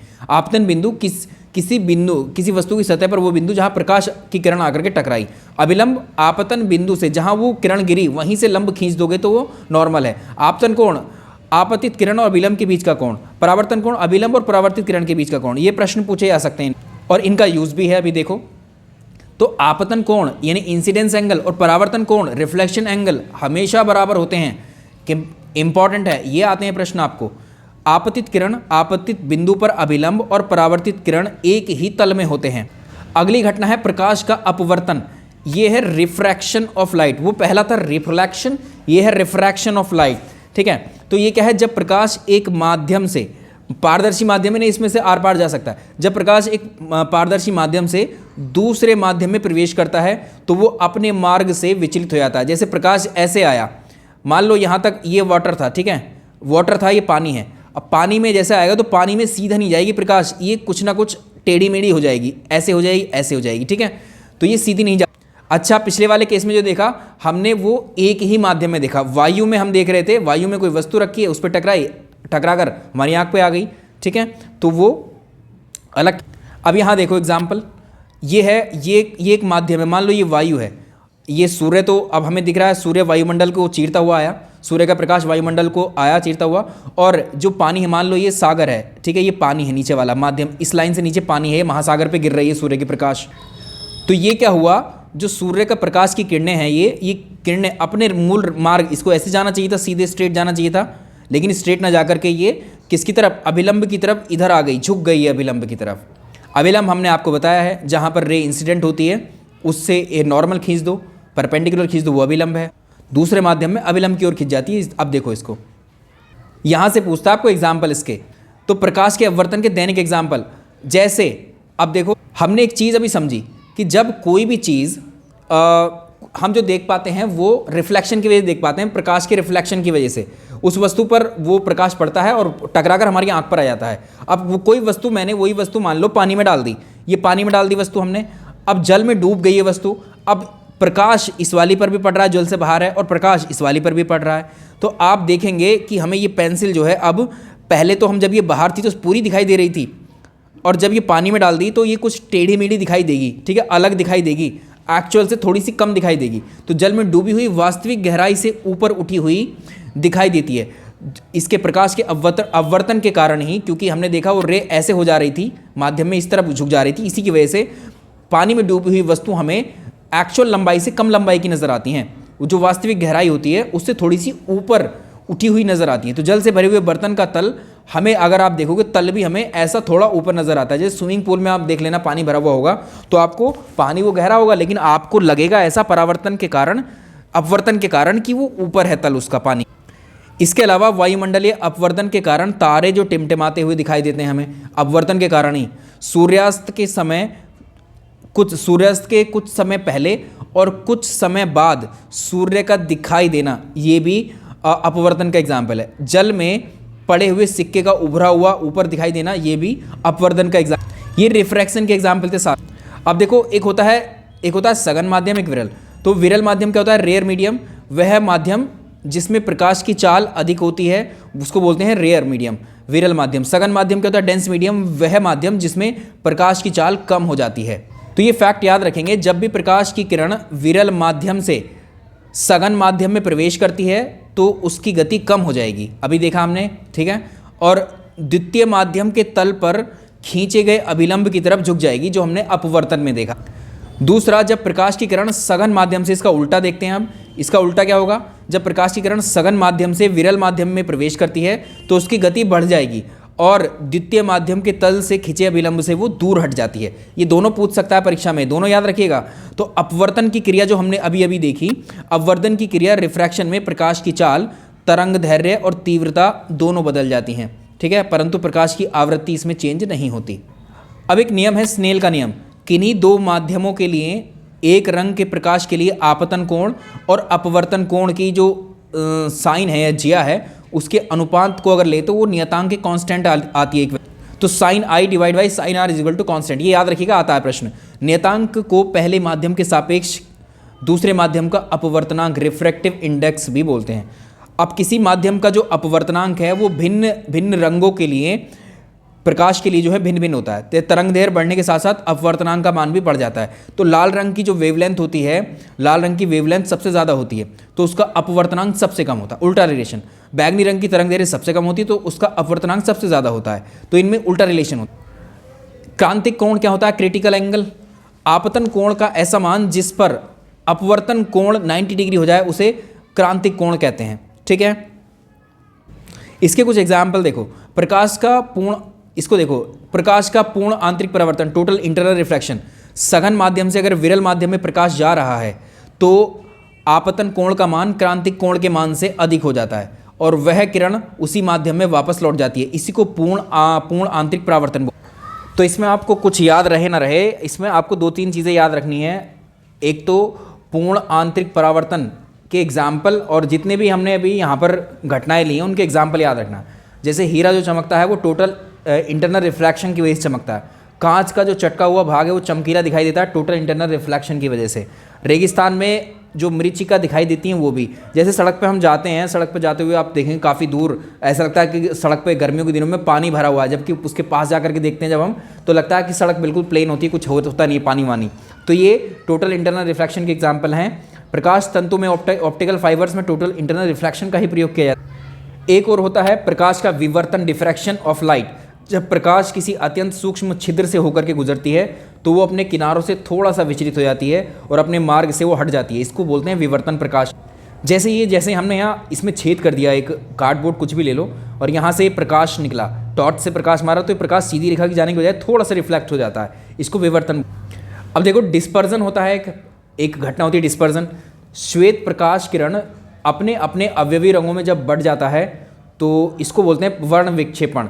जब प्रकाश अपने अवयवी रंगों में डिवाइड हो जाता है, 7 रंग है, 7 रंगों में डिवाइड हो जाएगा तो उसको बोलते हैं। जैसे प्रिज्म है, प्रिज्म से जब ये प्रकाश गुजरता है तो 7 अलग अलग रंगों में विभाजित हो जाता है, ठीक है। तो प्रिज्म से गुजरने वाला श्वेत प्रकाश विभिन्न किरणों में विभाजित होता है, इसको डिस्पर्जन बोलते हैं, याद रखिएगा। विक्षेपण प्रकाश का, प्रकाश की इस घटना से उत्पन्न विभिन्न रंगों को स्पेक्ट्रम कहते हैं, जो हमें 7 रंगों के समूह में दिखाई देते हैं। विब गियोर से याद रखेंगे, विब गियोर। तो इसमें याद रखिएगा जो 7 रंग हमें समूह में दिखाई देते हैं उसमें कौन कौन से रंग होते हैं, इसमें violet, indigo, blue, green, yellow, orange, red. सबसे कोने में हमें दिखाई देगा वायलेट और सबसे लास्ट में हमें रेड दिखाई देगा, ठीक है। तो ये याद रखेंगे, देखिए ये रहा विब गियोर, इस तरह से दिखाई देता है हमें, ठीक। तो ये याद रखेंगे, ये क्रम याद रखिएगा, विब गियोर। तो इसके साथ में लाल रंग की जो तरंग दैर्घ्य होती है वो सबसे अधिक होती है, इसका विक्षेपण सबसे कम होता है, और बैगनी रंग की तरंग दैर्घ्य सबसे कम होती है, तो बैगनी रंग का विक्षेपण जो है वो सबसे अधिक होता है, याद रखिएगा पॉइंट।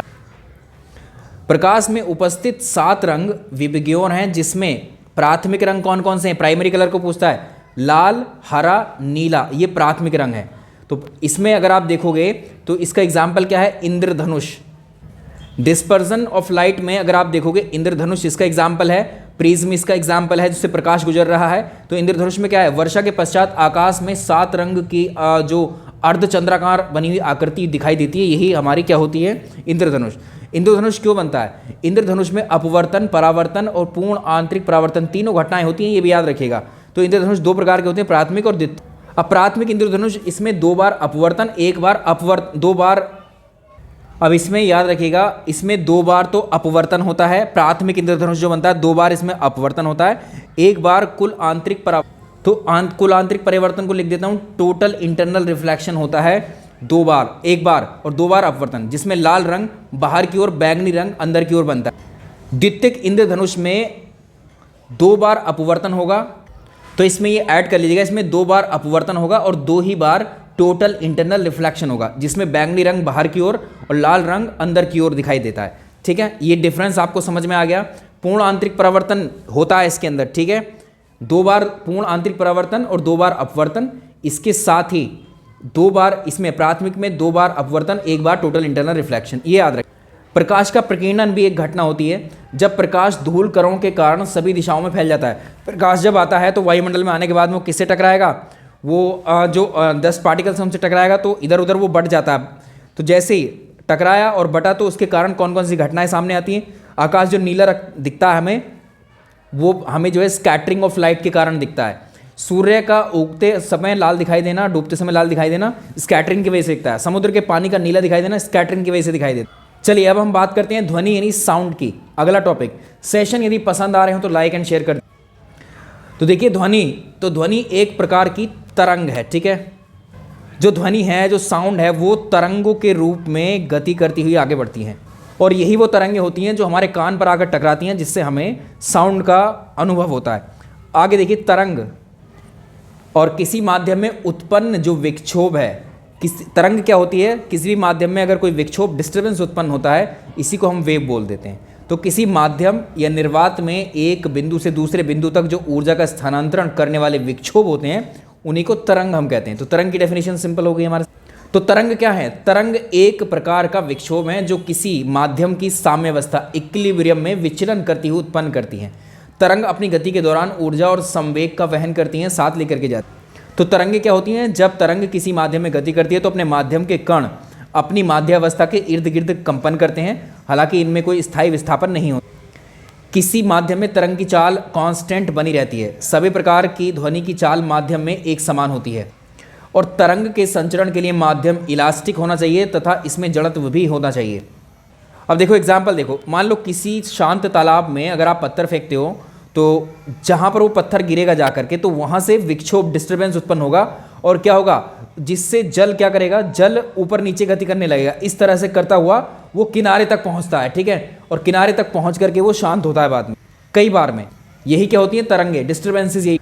दूसरा एग्जाम्पल लो, रस्सी के सिरे को एक हाथ में पकड़ो, रस्सी बांध दी आपने दीवार में कहीं, और रस्सी के सिरे को आपने हाथ से पकड़ा, ऊपर नीचे झटका दिया, तो रस्सी में जो डिस्टर्बेंस उत्पन्न होता है, रस्सी इस तरह से होती है ऊपर नीचे। ठीक है, एक तरंगे की तरह चलती हुई नजर आती है। ठीक है, तो इससे क्या होता है, जो धीरे धीरे तरंग के रूप में आगे बढ़ता है। जो भी आपने इसको झटका दिया वो एक तरंग के रूप में आगे बढ़ता है। तो इसमें माध्यम के कण कैसे गति कर रहे हैं? ऊपर की तरफ, नीचे की तरफ, ऊपर की तरफ, नीचे की तरफ। ठीक है, तो हम यहाँ तरंगों का वर्गीकरण देखेंगे। तो माध्यम के आधार पर तरंगे 2 प्रकार की होती हैं, यांत्रिक तरंगे होती हैं, अयांत्रिक तरंगे होती हैं। यांत्रिक तरंगे वे तरंगे होती हैं जिनको चलने या संचरण के लिए माध्यम की आवश्यकता होती है। ये यांत्रिक तरंगे हैं, ये माध्यम में ही चलेंगी। जैसे जल और स्प्रिंग की तरंगे और ध्वनि तरंगे, इनको चलने के लिए माध्यम की आवश्यकता होती है। अयांत्रिक तरंगे, ये तरंगे ऐसी होती हैं जिनके संचरण के लिए माध्यम की आवश्यकता नहीं होती, जैसे विद्युत चुंबकीय तरंगे, जैसे प्रकाश तरंगे, रेडियो तरंगे, गामा तरंगे, अवरक्त तरंगे, एक्स किरणें। ये एग्जाम्पल पूछता है इनमें से कौन सी यांत्रिक है, कौन सी अयांत्रिक है। तो इसमें देखो, जो यांत्रिक तरंगें 2 प्रकार की होती हैं, अनुप्रस्थ तरंगे और अनुदैर्घ्य तरंगे। इनको देखो, तो जो अनुप्रस्थ तरंगे हैं, तो तरंग गति और माध्यम के कणों में कंपन के आधार पर अनुप्रस्थ तरंगे क्या होती हैं? माध्यम के कण जो है कंपन और तरंग की गति एक दूसरे के लंबवत होती है। तो जो माध्यम के कण हैं और जो कंपन और तरंग की गति एक दूसरे के लंबवत होती है। ठीक है, इस तरह से चलेगी। ये तरंगे ठोसों और द्रवों की सतह पर उत्पन्न की जा सकती हैं। तो अनुप्रस्थ तरंगे ट्रांसवर्स वेव जो हैं, रस्सी में उत्पन्न तरंगे होती हैं। जल की सतह पर उत्पन्न तरंगे ट्रांसवर्स वेव होती हैं, अनुप्रस्थ तरंगे होती है। भूकंपीय तरंगे भी अनुप्रस्थ तरंगे होती हैं। तो इन तरंग में श्रृंग बनता है और एक गर्त बनता है, याद रहेगा। दूसरा होता है अनुदैर्घ्य तरंगे, लॉन्गिट्यूडनल वेव। इसमें क्या होता है, तरंगे माध्यम के कणों में कंपन और तरंग की गति एक दूसरे की दिशा में ही होती है। ठीक है, इस तरह से। तो माध्यम के कणों में कंपन, तरंग की गति एक दूसरे के अनुदिश सेम डायरेक्शन में होती है। तो ये तरंगे ठोस, द्रव, गैस तीनों माध्यम में उत्पन्न की जा सकती हैं। वायु में, ध्वनि में, जैसे वायु में उत्पन्न तरंगे, वायु में उत्पन्न ध्वनि तरंगे, भूकंपीय तरंगे, स्प्रिंग में उत्पन्न तरंगे, ये सब ट्रांसवर्स वेव नहीं है, ये सब क्या है, लॉन्गिट्यूडिनल वेव्स हैं, ठीक है, समझ गए। तो इसमें विरलर और संपीड़न दोनों होते हैं। तो वायु और गैस में उत्पन्न ध्वनि तरंगें अनुदैर्घ्य यानी लॉन्गिट्यूडिनल होती हैं, जबकि ठोस और द्रव में जो ध्वनि तरंगें होते हैं अनुप्रस्थ और अनुदैर्घ्य दोनों हो सकती हैं। इसके अलावा देखो प्रगामी तरंगें होती हैं, ये माध्यम में ऊर्जा संचरित करती हैं, जैसे ध्वनि तरंगें, प्रकाश तरंगें। अप्रगामी तरंगें माध्यम में ऊर्जा का संचरण नहीं करती, जैसे दृढ़ सिरों के बीच में बंधे हुए तार और रस्सी में उत्पन्न तरंगें जो। तो यहाँ से याद रखिएगा, ध्वनि तरंगें, प्रगामी तरंगें, अनुदैर्घ्य तरंगें, यांत्रिक तरंगें, ये तीनों ही होती हैं। अनुदैर्घ्य तरंग का मतलब ध्वनि जो है एक तरीके से ठोस, द्रव, गैस तीनों माध्यम में संचरित हो सकती है। अब बात करते हैं एक्चुअल ध्वनि की। तो ध्वनि तरंगें कैसी तरंगें हैं? अनुदैर्घ्य तरंगें, लॉन्गिट्यूडिनल वेव। सबसे पहला प्रश्न यही आता है। अनुदैर्घ्य तरंग होने का मतलब यह है ध्वनि ठोस, द्रव, गैस तीनों माध्यम में चल सकती है। तो ध्वनि तरंगों के चलने के लिए माध्यम की आवश्यकता होती है, जिनको हम यांत्रिक तरंगें कहते हैं। अब ध्वनि तरंगें निर्वात में संचरित नहीं होती, ये याद रखिएगा आप। वायु में ध्वनि तरंगें अनुप्रस्थ, प्रगामी, यांत्रिक तीनों रूपों में चलती हैं। अब तरंगों के कुछ हमें इंपॉर्टेंट वो याद देखने पड़ेंगे। जैसे कोई ये तरंग है, तो तरंग जितनी ऊंचाई तक गई, इसको क्या बोलते हैं? इसको इसका आयाम बोलते हैं, ठीक है। तरंग जिस हाइट तक, मैक्सिमम हाइट तक जा रही है, उसका आयाम बोलते हैं। ध्वनि की तीव्रता उसके आयाम पर निर्भर करती है। जितना आयाम ज़्यादा होगा, उसकी तीव्रता उस ध्वनि की ज़्यादा होगी। जब हम चिल्लाते हैं तो ध्वनि की तीव्रता अधिक होती है और उसका आयाम भी अधिक होता है। आयाम क्या है? तरंग गति के दौरान माध्यावस्था से माध्यम के कणों का अधिकतम विस्थापन। माध्यम के कण विस्थापन कहाँ तक हुए? अधिकतम, इस पीक तक, ठीक है। तो ये एम्पलीट्यूड है इसका। तो यदि ध्वनि का आयाम अधिक है तो ऐसी ध्वनि तीव्रता यानी इंटेंसिटी ऑफ साउंड भी इसकी अधिक होती है और दूर तक सुनाई देती है। आवृत्ति फ्रीक्वेंसी क्या होती है? किसी बिंदु से प्रति सेकंड या एक सेकंड में गुजरने वाली तरंगों की संख्या तरंग आवृत्ति कहलाती है। अब एक सेकंड में जितनी तरंगें गुजर जाएंगी उस जगह से, तो जिस तरंग की आवृत्ति ज़्यादा होती है वह ध्वनि उतनी ही तीक्ष्ण यानी पतली होगी। तो आवाज़ का तीखापन या पतलापन, शार्पनेस जो है वॉइस की, वो किसकी वजह से होती है? फ्रीक्वेंसी की वजह से होती है, ठीक है, ये याद रखिएगा। तो जब आवृत्ति ज़्यादा होती है तो आवाज़ ज़्यादा पतली हमें सुनाई देती है। महिलाओं की आवाज़ में तीखापन या तीक्ष्णता पतली होती है, पिच, उनके सुर अधिक होते हैं पुरुषों की तुलना में, उनकी आवृत्ति फ्रीक्वेंसी ज़्यादा होने की वजह से। अब मनुष्य 20 हर्ट्ज से लेकर 20 किलो हर्ट्ज की आवृत्ति की ध्वनि को सुन सकता है। इसका मतलब है कि ध्वनि तरंगें जिनकी आवृत्ति प्रति सेकंड 20 या 20,000 तरंगें उत्पन्न हो रही हैं, इसी को मनुष्य सुन सकता है। तरंग दैर्घ्य क्या होती है? किसी एक तरंग की लंबाई उसकी तरंग दैर्घ्य कहलाती है। तो माध्यम के किसी भी कण के एक पूरे चक्कर या कंपन के समय में तरंग जितनी दूरी तय कर लेती है वो उसका क्या है? वो उसका तरंग दैर्घ्य है। ये तरंग ने पूरी की यहाँ पर दूरी, तो ये तरंग दैर्घ्य है, ठीक है, समझ में आया। अब यहाँ से प्रश्न आता है, आवृत्ति या श्रव्यता की सीमा के आधार पर यांत्रिक तरंगों को 3 भागों में विभाजित करते हैं। ध्वनि तरंगें क्या होती हैं? ऑडिबल साउंड वेव कहते हैं। जिन यांत्रिक तरंगों की आवृत्ति 20 हर्ट्ज से 20 किलो हर्ट्ज होती है उनको हम कहते हैं ऑडिबल साउंड, और ये मनुष्य के कान इन्हीं सुन पाते हैं। बस ये याद रखिएगा, 20 हर्ट्ज से 20 किलो हर्ट्ज या 20,000 हर्ट्ज, दोनों बातें आप बोल सकते हैं। परीक्षा में आया हुआ प्रश्न है यहाँ से।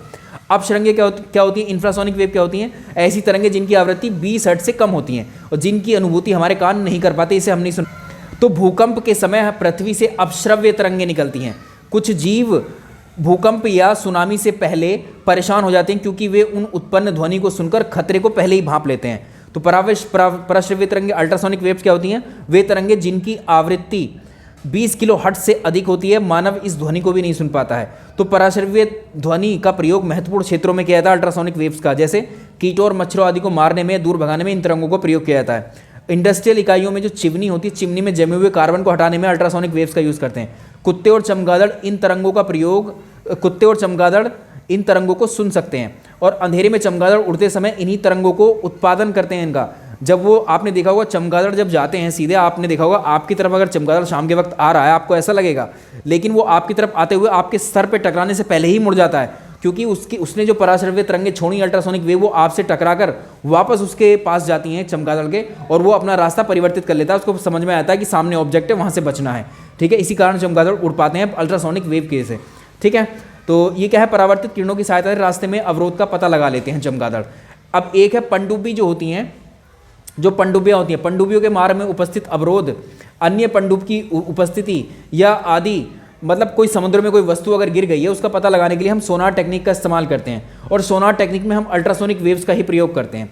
जैसे मान लिया कोई ये पनडुब्बी होती है या कोई मटेरियल वगैरह गिर गया इसमें अंदर, तो हम सोनार इसकी वजह से ही, अल्ट्रासोनिक साउंड्स की वजह से ही, इसके परावर्तन की वजह से ही उस एग्जैक्ट लोकेशन तक पहुंच सकते हैं, कितनी डिस्टेंस पर समुद्र में मलबा पड़ा है या पनडुब्बी आदि सबका पता लगा सकते हैं इस तरह। अब आगे बात करते हैं ध्वनि के गुण। ध्वनि की तीव्रता। ध्वनि की तीव्रता क्या होती है? Intensity of sound. ध्वनि तरंग का वह गुण है जिसमें कोई ध्वनि कितनी तेज ये पता लगता है। तो इंटेंसिटी से, ध्वनि की इंटेंसिटी से हमें पता लगता है कि ध्वनि कितनी तेज है। यदि ध्वनि की तीव्रता अधिक है तो ज़्यादा दूर तक सुनाई देगी। बड़े आकार के स्रोतों से ध्वनि की तीव्रता अधिक होती है, जैसे शेर की दहाड़ की तीव्रता अधिक होती है। मच्छर की भिनभिनाहट से उत्पन्न ध्वनि की तीव्रता कम होती है। सामान्य बातचीत के दौरान ध्वनि की तीव्रता कितनी होती है? अब देखो, ध्वनि की तीव्रता को हम डेसिबल में डिनोट करते हैं, ये हमने आपको उसमें भी पढ़ाया है, ठीक है। तो इसमें देखें तो WHO के अनुसार 85 डेसिबल से अधिक तीव्रता की ध्वनि को हम शोर कहते हैं, जो ध्वनि प्रदूषण उत्पन्न करती है। ध्वनि प्रदूषण को हमने पॉल्यूशन वाले चैप्टर को हमने पर्यावरण वाले क्लास में मैराथन में कर चुके हैं, आप उनको भी। एक होती है ध्वनि की तीक्ष्णता, तारत्व या पिच। तो ध्वनि का वह गुण है जो ये बताएगा कि ध्वनि मोटी है या पतली। ऐसी ध्वनि जिसकी आवृत्ति अधिक है वह ध्वनि पतली और तीक्ष्ण होती है। जैसे महिलाओं की ध्वनि पुरुषों की तुलना में अधिक तारत्व वाली होती है। ध्वनि की गुणता, क्वालिटी या टिम्बर क्या होता है? इसमें ये ध्वनि की तीव्रता तीक्ष्णता के मिश्रित प्रभाव से बना हुआ गुण होता है ये, ठीक है। चलिए समझ में आ गया। ध्वनि की चाल को देख लीजिए फाइनली आप। तो ध्वनि की चाल ठोसों में सबसे ज़्यादा होती है, द्रव में ध्वनि की चाल और घट जाती है और उसमें और कम हो जाती है गैस में। तो ठोस में ध्वनि की चाल, अब देखो इसमें एल्यूमिनियम में सबसे ज़्यादा होगी, निकिल में उससे कम हो जाएगी, स्टील में उससे कम, लोहे में उससे कम, पारे में उससे कम, कांच में उससे कम, ऐसे ही घटता हुआ क्रम है। सबसे ज़्यादा ठोस में अगर आप देखोगे एल्यूमिनियम में चाल होती है किसकी? ध्वनि की। द्रव में ध्वनि की चाल जल में सबसे ज़्यादा, इथेनॉल में उससे कम, हाइड्रोजन में उससे कम।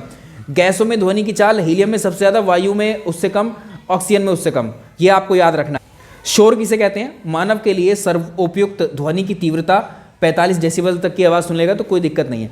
75 डेसिबल से अधिक की ध्वनि मानव स्वास्थ्य के लिए हानिकारक है। और WHO ने बताया कि 85 डेसिबल से अधिक तीव्रता की ध्वनि अगर होती है तो वो शोर की कैटेगरी में जाएगी। तो शोर एक ध्वनि प्रदूषण। तो यहाँ पर समाप्त होते हैं हमारे 6 चैप्टर फिजिक्स के। आपको पसंद आया तो लाइक एंड शेयर कर दीजिएगा। और इनका PDF आप हमारे टेलीग्राम पर तो ये नहीं है अवेलेबल, आप हमारे व्हाट्सअप नंबर से ले सकते हैं जो हमने शुरू में ही दे दिया क्लास के। चलिए, thank you so much. Like and share ज़रूर कीजिएगा। अगले क्लास